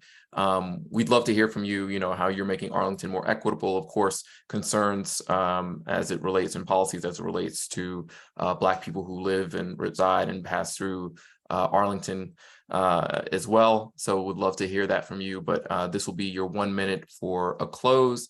And then for the audience, around 8:10, we're going to take about a 5-minute break before another set of candidates will come on for the county board. But thank you again for participating this evening. With that, I will start with Senator Ebbin for your closing statement. Thank you, Sean. And thanks to the Arlington NAACP for hosting this forum. We've made a lot of progress over the years. We passed the biggest expansion in voting rights in generations. I was happy to be part of the Privileges and Elections Committee when that happened. We passed legislation, my legislation, that decriminalized and then legalized cannabis in Virginia. We created a public defender's office with my legislation when I was in the House, but I'm still fighting to increase the public defender's salaries. We banned pretextual stops and repealed the death penalty, and we passed critical gun safety laws. But now Glenn Youngkin and his fellow Republicans are trying to drag us backwards. Senate Republicans are trying to bring back pretextual stops, ban abortion, and repeal gun safety laws. And they are my opponent's strongest supporters and biggest donor. Unfortunately, she's not revealed her position on many of these issues, and her website has false claims of endorsements that don't exist, and disappointed in that. But let's send a message to Governor Youngkin and the Republicans across the country whose eyes are on Virginia that we won't go backwards. I've enjoyed serving the people of Arlington over the last 20 years, and I ask for your vote on November 7th to continue. Okay, thank you, Ms. Moshasha. It's up to you. Yep, they're actually endorsements and pledges on my website, and I have taken them. Listen, everyone, I'm not a politician. I'm just a proud citizen of this community with a track record of executing on complex projects and tasks. And I want to emphasize my shared commitments to fairness, transparency, and the well-being of our community. I will never be the one who thinks they know all the answers, because I alone am not representative of this community in its entirety. And I understand that it will take input and collaboration from everyone in all walks of life and all viewpoints to make our economy and society prosper. What I can guarantee is that I will always be available to listen and hear concerns, and I'm eager to figure out ways that we can help everyone in our community. And I welcome the opportunity to work together to find solutions to empower individuals, create economic opportunities, and improve access to affordable housing and education. I would be honored to represent you, and I hope to receive your support this election to get a fresh, non-biased approach to enriching the well-being of our community. Thank you so much. Thank you, Senator Favola. Thank you. Thank you for hosting this.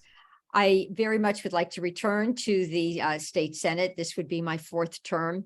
I believe I embody Arlington's values, and I effectively promote those values in Richmond. I have been a champion for our public schools. Just recently, when we received federal funding, I managed to get that funneled to every school system in the Commonwealth so they could upgrade their HVAC systems and also use renewable energy sources. I wanted our children to have a safe place when they returned from COVID.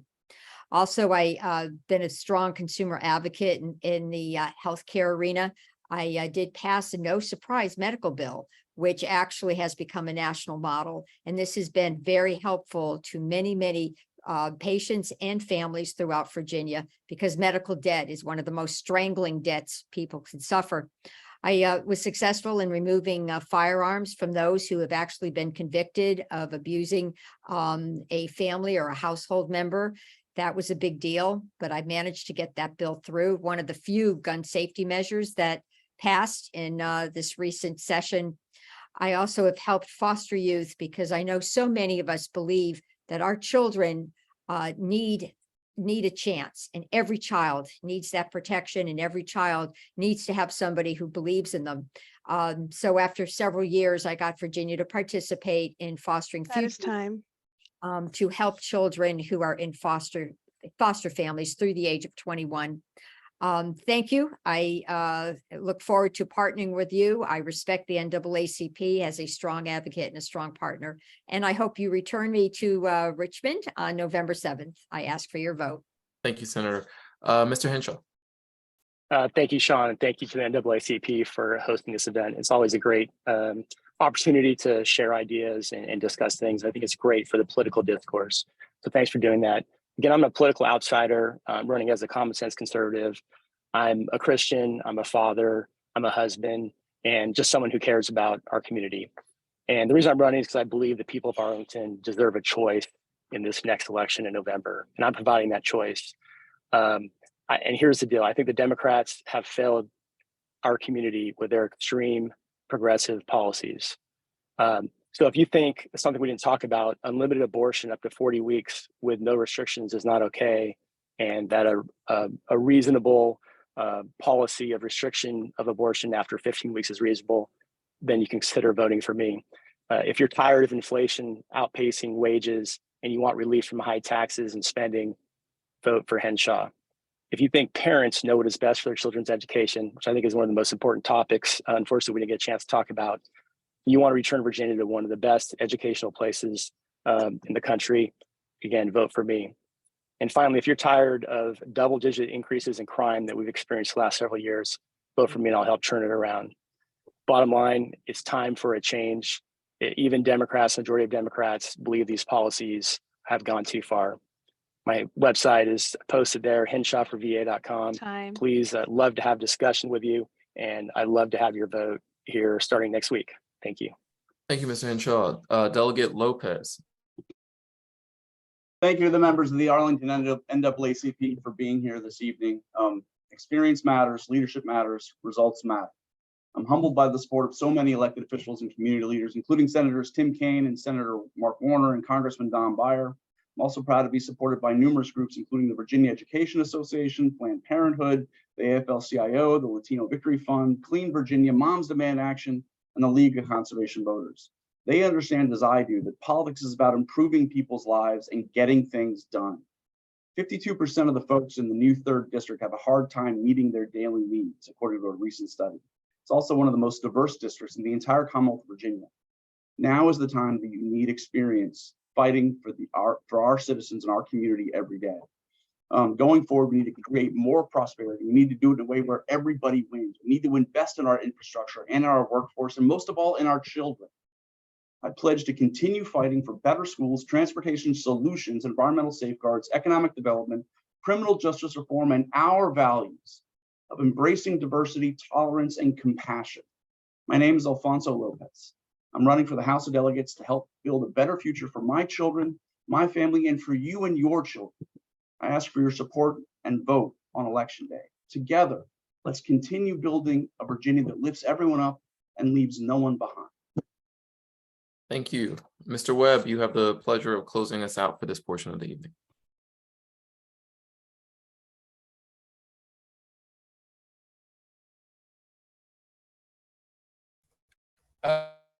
Mr. Webb, I think you're frozen. Okay, there you go.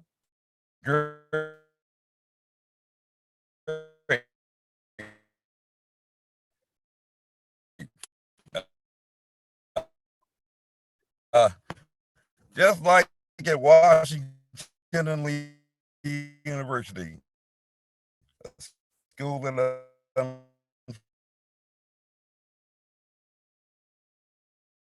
unfortunately none of your kids can get into. I was an independent. I was we still there? Yep. I was in independent and I became the first black ever allowed in anybody's pocket. I can do what I want. Now, if you're a black, 90% of black means that David and Sophia are not Canadian. He said black people need to develop a strategy where one party doesn't write them off and one party doesn't take them for granted. If I got your vote 90% of the time, I don't have to do anything for you.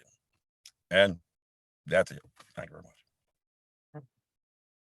Well, that really says it all. Thanks everyone. Really appreciate it. So I'm going to encourage you all take a stretch, take a little break, get some water. We will be back in 5 minutes with a different set of candidates. Thank you again for all the candidates that participated this evening. We really appreciate it. Thank you for having us.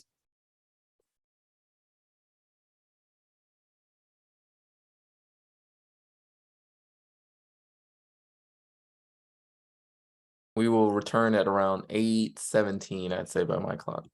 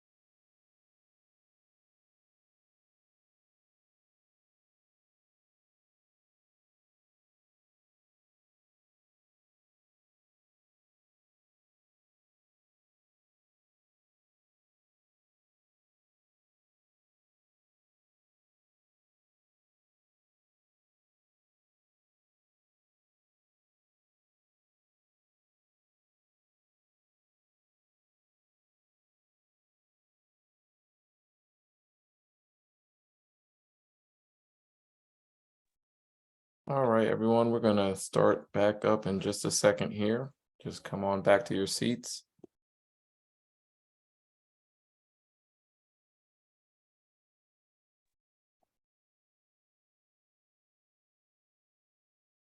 Okay. And I know the president has a bit of branch business, but we're going to save that to the end of this portion of the evening. All right, let's get started back up with the candidates for the county board race. Let me just get my notes ready here. Okay. I believe we should have all the candidates for the two open. Yep, we had someone else sign on. There we go. We have all the candidates for the two open county board seats. We have Miss Audrey Clement, Miss Maureen Coffey, Miss Susan Cunningham, and Mr. Juan Carlos Fierro. Thank you so much for joining us this evening. You are the second slate of candidates we have seen, so appreciate you joining at this hour. And so we will start off with giving each of you 1 minute for an opening statement, and then we'll get into questions where each of you will have a minute and a half to answer specific issue area questions, and then 1 minute for a closing statement. And then we're going to rotate. I don't know if you saw the first part of the evening, but we'll rotate through the candidates one way, and then the person who went the last round will go first, and we'll go the other way and do that for each. As I explained earlier, all these questions have been written in advance. My job is to play referee, both to make sure that you are staying on time, to probe a little bit deeper as I see fit. But for the most part, you will all get the same questions. So with that, I will give each of you 1 minute for opening statements, and we will start with Ms. Clement. Thank you for inviting me to this forum. I'm Audrey Clement, the independent candidate for county board. As a 19-year Westover resident, longtime civic activist, past member of the Transportation Commission, former fellow of the Congressional Black Caucus, I am running because the county has pushed a 10-year average annual effective tax rate increase that is almost twice the rate of inflation. I also oppose the missing middle or EHO ordinance that the county rammed through earlier this year, upzoning residential neighborhoods throughout the county. Although missing middle proponents now acknowledge that it won't serve anyone earning less than area median income, they are labeling opponents as racists. If you object to the misleading hype about missing middle and the race baiting that goes with it, then vote for Clement, the independent, on November 7th. If elected, I pledge to seek immediate tax relief and a plan that actually promotes affordable housing. Thank you. Thank you. Ms. Coffey. Thank you. My name is Maureen. I'm one of the 2 Democratic nominees for county board this year. I'm a lifelong Northern Virginian, a union member, the former president of the Virginia Young Democrats, and I'm really excited to be amongst our candidates this year, really focused on how do we take our community from where we are today to where we can serve the needs of everyone. I think we have many shared values in this community, and that's really wonderful. Things like more affordable housing, more childcare, better education, that we all do agree on. I think what I saw as the upcoming need, how do we really take forward from where we are today to where we're living those values and where we have concrete services that provide access to the things that everyone in our community needs. And that's really what I would like to bring. As a public policy professional, I work on those issues every single day. I bring evidence-based practices in addition to real experience doing community engagement, bringing new voices into the conversation through the Young Democrats, through the Civic Federation, and through my professional work.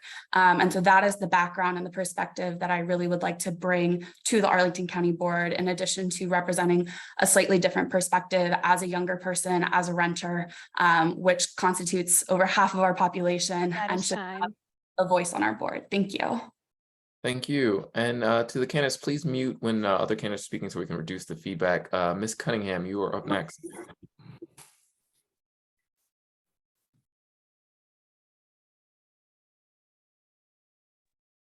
Sorry, Sean, were you calling on me or on Juan Carlos? Ms. Cunningham, you're sorry about that.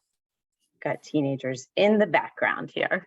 Well, great. Well, I am Susan Cunningham, and I'm super honored to be with you all tonight, both as an NAACP lifetime member of this branch and as a candidate for Arlington County Board. Since our branch was founded back in 1940, and before that in our partnership with Falls Church, NAACP has played a really crucial role in our community in pushing us and helping us reach for the just and equitable society we aspire to build and to sustain. We still have a lot of work to do. The social justice work that you all are engaged in is urgent and ongoing, from the achievement gaps in our schools to the preventing deaths in our jails, to attacking life expectancy and economic security gaps across our community. I'm proud to be running for county board because I have exactly the experience that Arlington needs now. I'm an engineer and an executive. I'm a problem solver and a doer with a great deal of common sense and a passion for getting things done for this community. As a county board member, I'll focus on smart growth and planning, getting our young people reconnected, and transparent good government that gets it right most of the time. So I look forward to your questions and hope to earn your vote this evening. Thank you. Thank you. Mr. Fierro, you're up next. Thank you to the NAACP for organizing this event to discuss the concerns of our residents. My name is Juan Carlos Fierro. I am a husband, a father, a 26-year resident of Arlington, and a proud American. I am running for the Arlington County Board because I care about our community, and I believe voters deserve a choice in this election. The issues in this election cut across party lines, and if elected, I will be a voice for the tens of thousands of dissatisfied voters who are ignored and dismissed by the political establishment. For the last 25 years, I have learned to listen to my clients' needs, wants, and wishes as an entrepreneur and financial advisor to help them achieve their American dream. If you elect me to the county board, I will use the skills I develop in business to bring people together to identify solutions that keep Arlington safe and create pathways to prosperity and opportunity for those who call Arlington home. My positions on important issues cut across party lines and unify Arlington voters. I support affordable housing solutions that preserve the character of our neighborhoods while creating pathways to home ownership for those who seek it. I support common sense data-driven solutions to the shocking increase in violent crimes and property crime across Arlington. I support transparency and accountability, a new Arlington way that truly engages our robust civic infrastructure. Thank you. Thank you. And without further ado, we will launch right into the questions. We're going to start with you, Mr. Fierro, since you went last, but we will go through in reverse order. Well, actually, the order they have here. I'll just go in the order they have here, and then we'll start to reverse it. Mr. Fierro, and all the other candidates, you all receiving the same question. We recently had a death of another person of color while in custody at the Arlington Detention Facility. This marks the 8th death of a community member at the facility in 8 years. What will you do to ensure that this does not happen again? And what concrete actions will you take to increase accountability, transparency, and oversight of the Sheriff's Department, which is exempt from local oversight bodies such as the Community Oversight Board? And so we're starting with you, Mr. Fierro. Thank you. I think that we have to be transparent. I think that with so many people dying in jail, there should be an investigation. I think that the DOJ can get involved. If the sheriff's office is not transparent with these things that affect our community, either our African American community or the Hispanic community, somebody else should get involved. I strongly believe that we can work towards finding out the reasons, and we need to know for sure what really happened happening with the people that have died. Thank you. Ms. Clement, same question. Well, one of the things that I would do to assure more transparency and accountability in the sheriff's office is to have a competitive two-party system. For example, one of the Democrats in the primary was James Herring. He himself was running for sheriff, but was employed by the Arlington and Washington, D.C. police departments. But he was given short shrift by the Arlington Democratic Committee. And this is very significant because this gentleman has a lot of experience on both sides of the river. And he would have been a voice, he would have been an alternative voice, somebody who to scrutinize the activities of the incumbent sheriff who is likely to be reelected and other members of the sheriff's department. So I would say that in order to get the level of accountability that we need in both the sheriff's office and other elective offices in the United States, we need a more competitive political system. And our minority community needs to get out of its head that somehow or other its interests are automatically best represented by the Democratic Party. Ms. Coffey. I think in terms of what I most urgently want to do is focusing on primary prevention. So many of these cases we do know are related to mental health issues, and criminalizing things like trespass that really are a symptom of a larger problem, of a systemic problem, is most concerning to me. Audrey, can you mute again? And I think that really focusing on primary prevention that keeps people out of jail when what they need is support and rehabilitation and medical care, and not to be put into a facility that is penalizing them. That's most important to me. In terms of how do we promote transparency and oversight, I think that we do need to have our police practices community advisory commission be able to look into the jail, not just into the police department. I think that we need to have more open conversations. I am certainly open to a DOJ investigation, but I think we know a lot about why this is happening, and it really does come back to who we criminalize, how we criminalize them, and the fact that we are not supporting people to be in the best place that they can be. And I'm glad that we've instated the most automatic response team, which is helping to take so many of these mental health crises out of the hands of police officers, but there's a lot more work we need to do on that as well. Okay, thank you. Ms. Cunningham.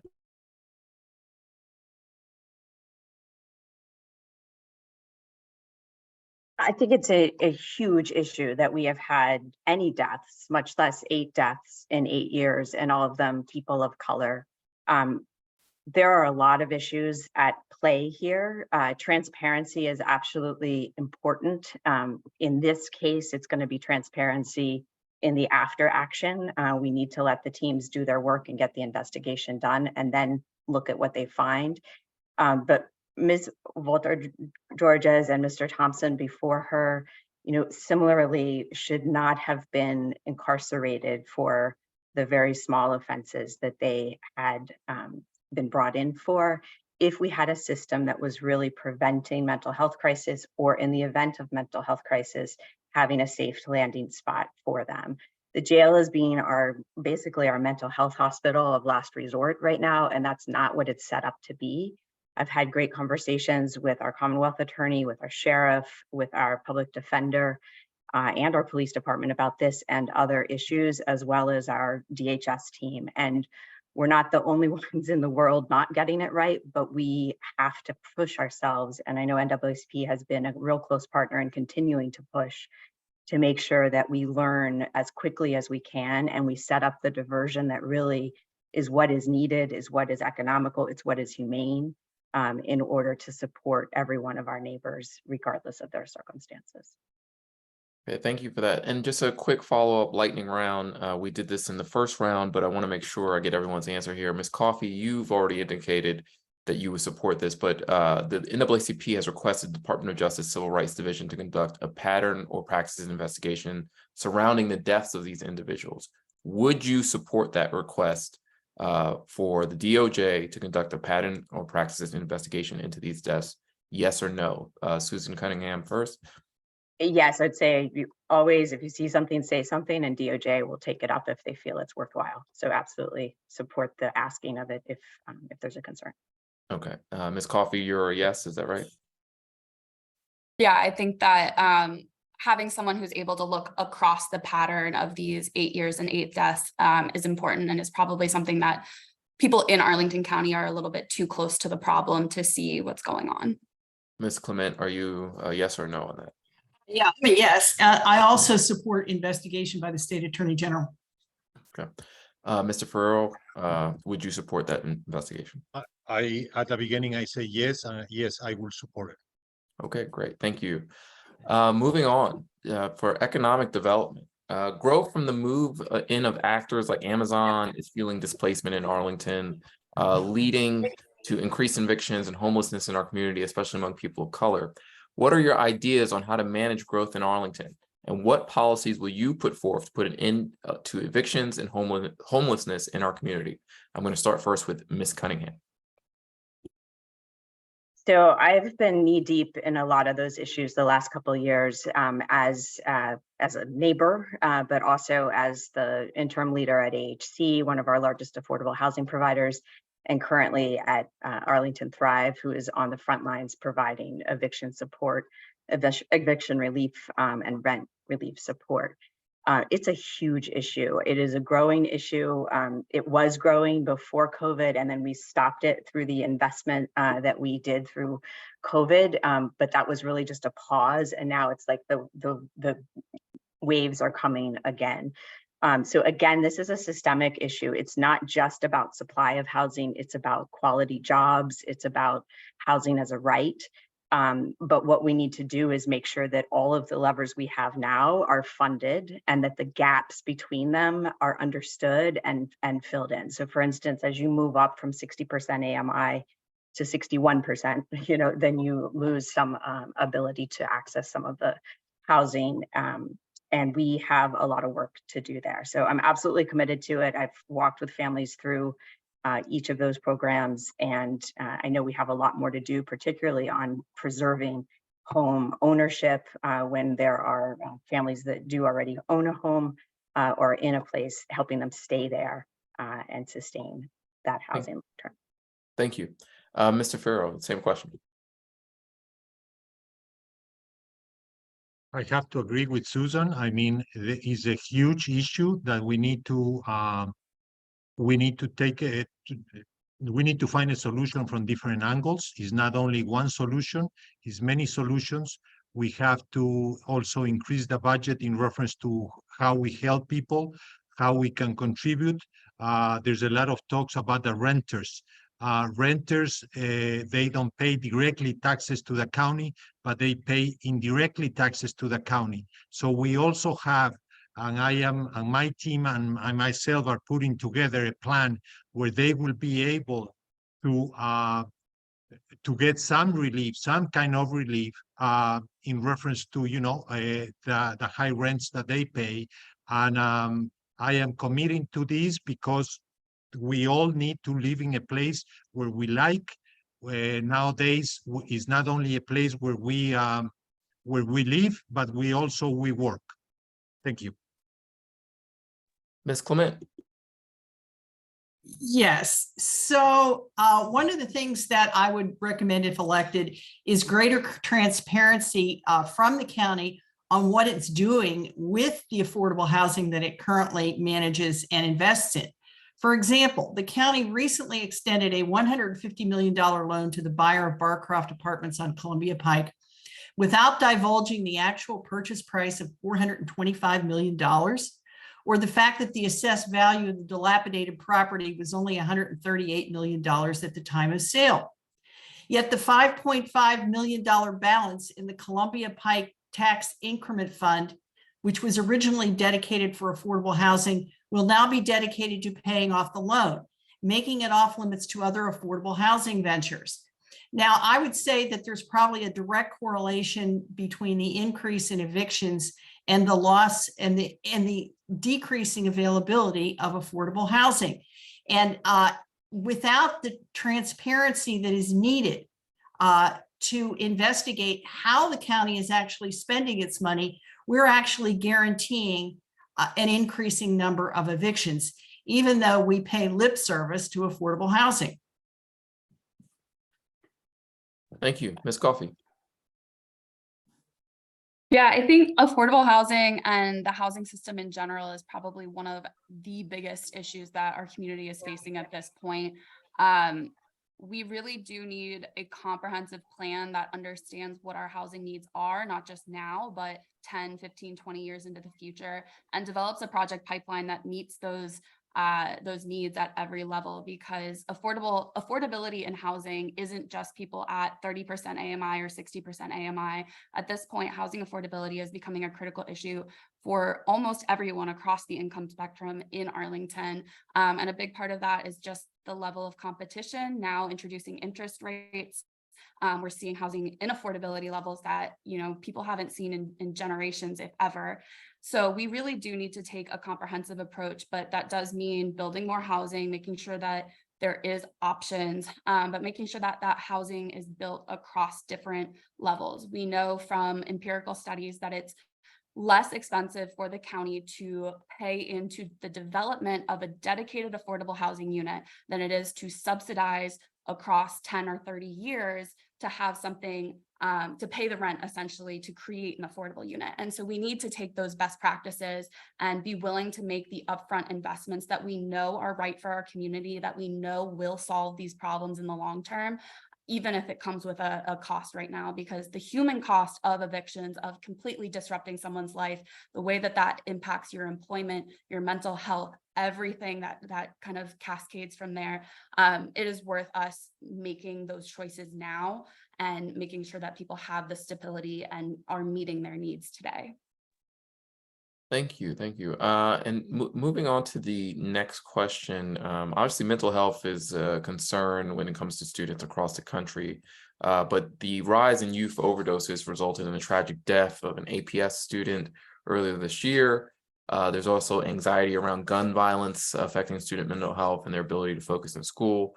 What will you do to improve safety for our students in and outside of schools? And what investments will you make to address the mental health and well-being of our students? Ms. Coffey, we'll start with you.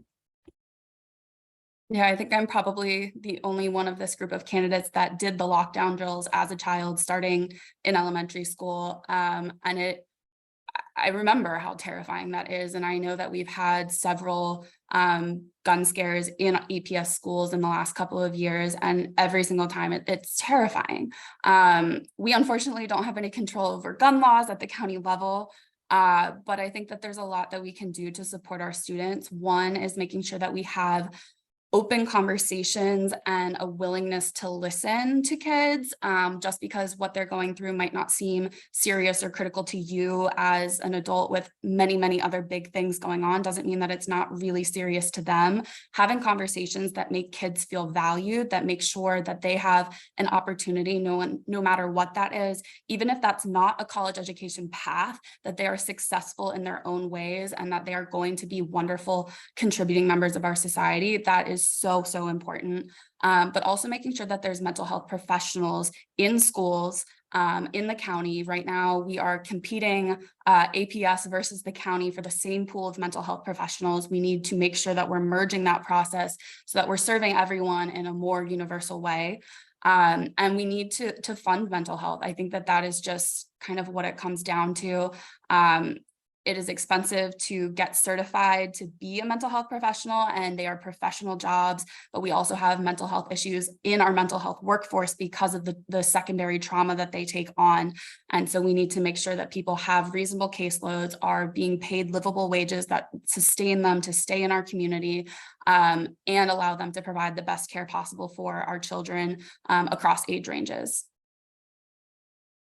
Thank you. Ms. Cunningham, you are up next.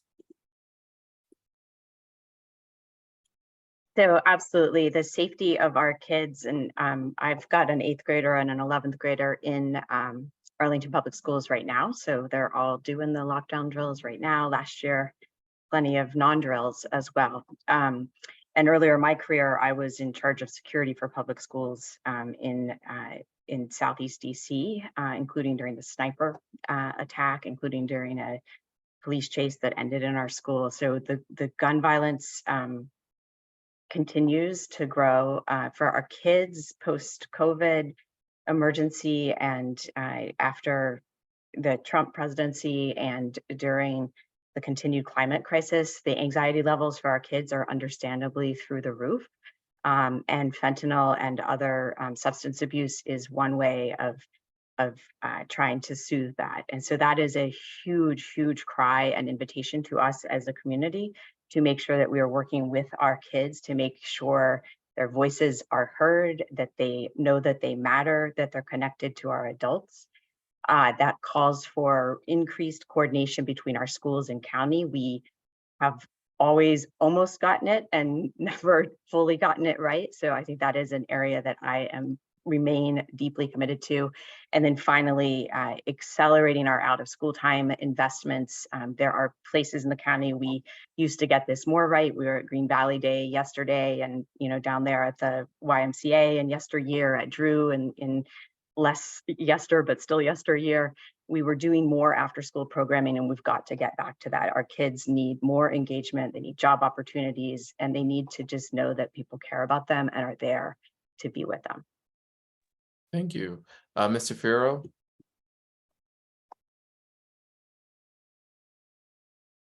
Like Susan, I have 3 kids. One is a senior, another one is a junior, and another one is a freshman in high school. We need more activities. We need to be able to fund those activities. One of the things that I did after school, and that's how I play basketball at George Mason, was to play sports. I played basketball. I was able to get a scholarship to go to school, and at that time it didn't sound like a big deal. But nowadays, with the school expenses and with taking loans and things like that, is a big deal. But the kids are our future, are the county's future and the country's future. So we will have to invest heavily on after school programs. Find the best teachers, find the best tutors, find the people that can guide them, and they can be better persons. Being able to connect, that they have somebody to connect after schools, because the parents are working, and I think that's very important. Just I am able to see this with my kids, to be able to connect, at what time they get back to school, from school, at what time, what are the things that they are doing after school. Just with a phone call is not enough, but is the beginning for the parents to be connected to their children. Thank you. Hey, Ms. Clement. So I opposed the elimination of Arlington's school resource officers in 2021 as a per se instance of guilt by association. The fact that SROs elsewhere in the United States have abused their authority does not implicate the Arlington police. And even if it did, the solution is not to eliminate the only force that stands between Arlington school children and the next school massacre. The solution is to utilize the resources of newly hired equity and inclusion officers to provide sensitivity training to the county's SROs and to discipline those who do not comply with it, and definitely to put the SROs back in the schools. Now, to deal with the substance abuse crisis, I would attempt to educate the county board on the link between fentanyl abuse and the wide open borders, which are currently controlled by Latin American drug cartels. And I think Mr. Fierro can speak to the fact that a presidential candidate in his own native country, Ecuador, was recently assassinated by the drug cartel that currently controls his country's economy. So I think an education process is needed here, whereby our democratic elected officials are advised of the link between wide open borders and our school substance abuse crisis. Hey, thank you for your response. We are running short on time, and I want to make sure we have time for closing and everything else. I'm going to attempt to do this. We did it in the last round. I want to get your perspective on this, a lightning round question, a yes or no, if at all possible. Let's see if we can get through this. According to a White House letter from 2021, exclusionary zoning, its effect on racial discrimination in the housing market, titled exclusionary zoning and its effect on racial discrimination in the housing market. Exclusionary zoning places restrictions on the types of homes that can be built in a particular neighborhood.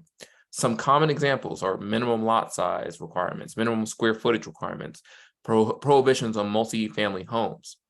The national NAACP bylaws directs that all branches oppose restrictive housing practices, whether public or private. Do you support removing restrictive zoning laws in Arlington that have been used as a tool to discriminate? Yes or no? I'm going to start with you, Ms. Coffey, and then we'll go around the horn. Yes, I started my career doing enforcement of the Fair Housing Act. We know that there are still disparate effects, disparate impacts, disparate treatment today, ongoing. So yes, I support it. Mr. Fierro, we'll go to you next.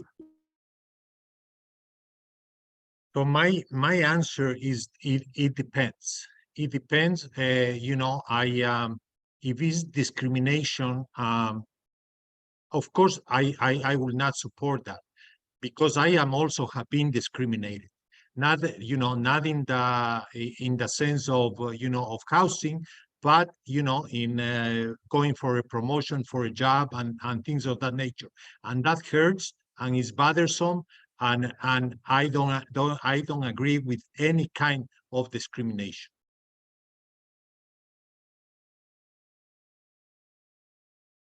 Sorry, I'm on mute. Ms. Cunningham. So I definitely would exercise caution in how quickly we are changing things, because I think we can have unintended consequences. So while I would not support new exclusionary zoning or that actively supports racial discrimination, I think we can inadvertently cause racial discrimination in how we undo past wrongs. And so I think we need to make sure we're supporting especially our historic African-American communities and homeownership. And it's a longer question than yes and no. Ms. Clement.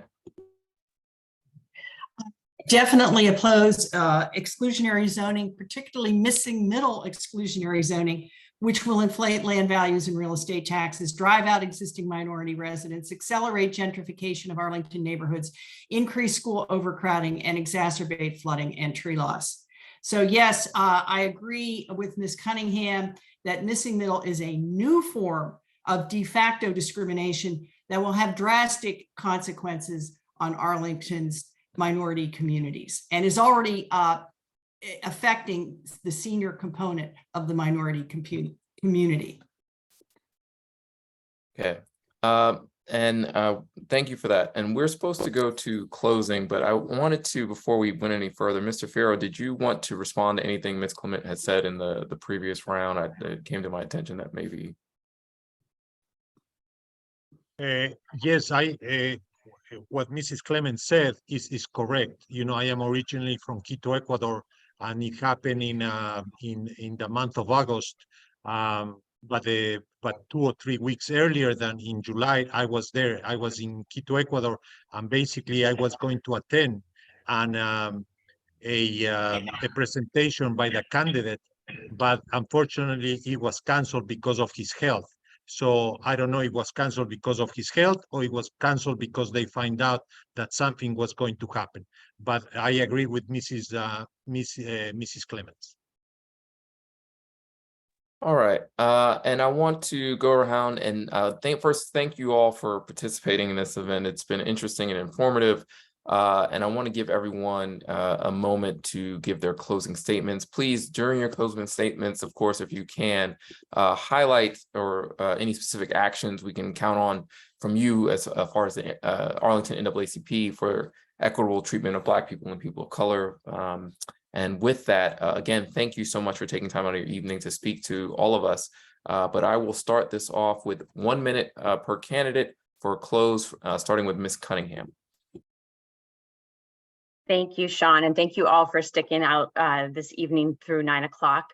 I would like to pledge that I will continue to be a close partner with NAACP through this campaign, but also, if elected, to really lift up the voices of all of our residents to build the community that we mean to have.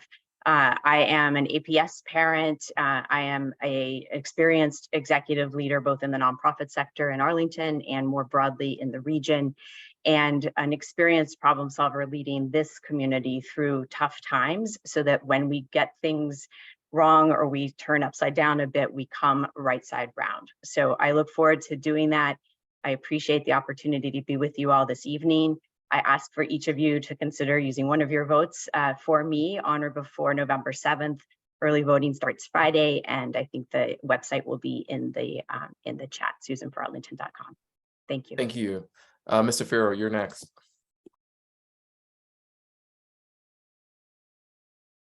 It has been a pleasure to be with you all here tonight. The choices before voters is clear. Support someone who will find solutions to the big problems we face, ask tough questions and demand accountability, or support another rubber stamp who will ignore or dismiss tens of thousands of voters to maintain the status quo. My common set positions on the issues cut across party lines and unite Arlingtonians on affordable housing, on reducing crime, and accountability and transparency. Arlington voters are united. Casting both of your votes for my Democratic opponents will result in the continuation of the political status quo. I am personally asking you to entrust one of your votes for the county board to me to help me give a voice to tens of thousands of Arlingtonians. If you have any questions, please visit my webpage, www.fierro.com. Thank you for being engaged in the civic process, and remember, in-person early voting starts September 22nd. I hope to earn your vote. Ms. Clement. If you think you need to vote Democrat because only Democrats win, think again. If you vote Democrat in this race, you lose, because the Democratic candidates either embrace the county's missing middle agenda or will be forced to go along with it once elected. If you think that missing middle will remedy racial inequities, think again. Missing middle will force existing minorities, homeowners out of their homes and make it even harder for others to qualify for a mortgage. It will have major negative impacts on Arlington neighborhoods. If elected, I will not push harmful housing policies that threaten Arlington's quality of life. I will promote proven alternative solutions to the housing crisis. If you are dissatisfied with done deals and broken promises, now is your opportunity. Vote Clement, independent, for County Board on November 7th, because County Board needs more than a rubber stamp. Thank you. Ms. Coffey. Thank you.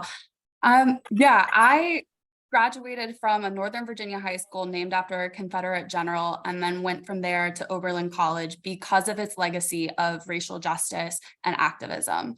I think that we all need to acknowledge that it's not enough to be not racist, but we have to be actively anti-racist, and particularly with the significant chance that we're going to end up with an all-white county board. I want to recognize that as a white woman, we've been complicit in a lot of wrongs that have occurred in this community here in Arlington, but that I am a leader who is open to the conversation, who wants to be called in to have the hard talks about the reality of what's going on. And that will always be transparent, and will trust the voices of the people with lived experience to solve our problems. I genuinely believe that the people who are closest to the problems are the ones that will have the best solutions for our community. And that means engaging people, bringing new voices in, bringing in people who can tell us what they have gone through and how they would have fixed it if they had the power to do it in the moment. That is the type of leadership that I want to bring. I also have the experience of working on gender and racial justice in early childhood policy and across education policy in the federal policy landscape. And I think that one thing that we don't talk enough about is early childhood policy and access to childcare. We know that disproportionate outcomes in education begin before children make it to kindergarten. And that's something that Arlington County needs to invest in when childcare costs more than $25,000 a year here. Okay. Thank you so much. I really appreciate all the candidates for participating and for all the audience members who stuck with us throughout the evening or even joined us for a portion of it. This is really what it's all about. This is civic engagement. I want to thank you all for joining us. I want to thank the Arlington NAACP for allowing me to take part in this and moderate this discussion. It was really informative for me as well. So thank you all for your patience. And with that, I'm going to turn it back over to Mike, President Hemminger, if he is on there. I don't know if, well, I guess you guys can control that. There we go. All right, so I'm handing this back to you. Like I said, I don't agree with everything that was said here this evening, but I feel it's my job as the moderator to just let people get their voices out, get their opinions heard, and for the audience to decide. But I want to thank them so much for participating and putting themselves out there as candidates. It's a brave thing to do, and we really do appreciate it. And with that, I'll turn it over. All right, thank you so much, past president. I think you did an excellent job. I was my phone was blowing up with how well of a job that you were doing. So many people from the community were just really thoroughly impressed with how you conducted yourself. You stayed very, very neutral.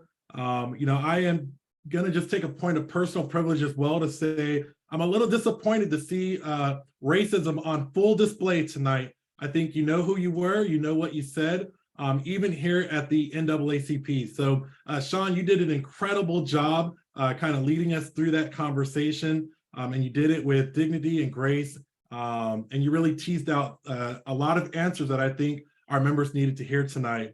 I want to take a couple other moments of just personal privilege, and then I have one order of business and we'll get you out of here. I believe we're going to turn on the chat, so if you want to express some gratitude to our Political Action Committee, as well as our moderator, Sean Perryman, I encourage you to do so as I just provide these closing remarks. One, you know, I want to just talk briefly about the question that was asked multiple times, and for our audience, I'm going to repeat the question. The National NAACP bylaws direct that all branches oppose restrictive housing practices, whether public or private. Do you support removing exclusionary zoning laws in Arlington that have been used as a tool of discrimination? The answer is yes, folks. We have to oppose any and all forms of discrimination. So I'm a little disappointed to hear the variance in responses tonight.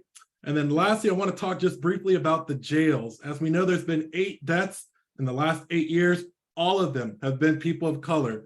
In 2020, Daryl Beckton passed away. We sent a letter to the Sheriff's Department and the Police Department regarding that death. Following that, we had a virtual meeting with the chief. We had a meeting with the Office of the Attorney General. Following that, we sent a letter to the Commonwealth's attorney. After that, we met with the Attorney General. After that, we submitted a series of FOIA requests to the Police Department, to the Sheriff's Office. After that, we submitted several press releases. Following that, we had a press conference. Following that, we sent letters to every elected official that represents Arlington in any capacity via certified mail. After that, we sent a certified letter to the Department of Justice. After that, we met with the Virginia Board of Regional Jails and Prisons. After that, we asked DOJ again to investigate Arlington County for civil rights investigations. After that, we published an op-ed in the Washington Post.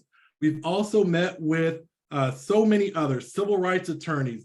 And so when I say we have done all that we can do, we've done all that we can do, and we will go to the ends of the earth to make sure that these people get justice. So should DOJ open an independent investigation? Absolutely. The answer is yes. And so the last thing I'm going to say is we have our state convention coming up on October 27th through 29th. We have room for one more delegate. So I'm going to share my screen here. Madam Secretary, can you see my screen? Yes. Okay, great. On October 27th through October 29th, we are having our state convention. Here are going to be some of the speakers that are going to be there. We have room for one more delegate, and we have room for 5 more alternates. So are there any members on tonight that would be interested in joining our branch and representing our branch at the state convention coming up in just a couple short weeks? Anyone. I can't really see if anyone's raising their hand, Madam Secretary. Feel free to drop it in the chat if you'd like. But again, we have room for one more and 5 delegates. You might not be able to come off mute because of the technical capabilities tonight, but feel free to reach out to us. We'd love to have you. It's going to be an incredible convention. Their theme is the same theme as our Freedom Fund Banquet, Never Silence. So, Madam Secretary, are you seeing anyone with a hand up or questions? I do not at this time. Okay, great. Thanks so much. At this time, again, I'd like to thank all the candidates that came out tonight. I'd like to thank our Political Action Committee, and I'd like to thank Sean Perryman once again, just for a terrific job all around. We really appreciate it. With that, good night. More to come on the deaths in jail, and keep up the good fight, freedom fighters. Thank you.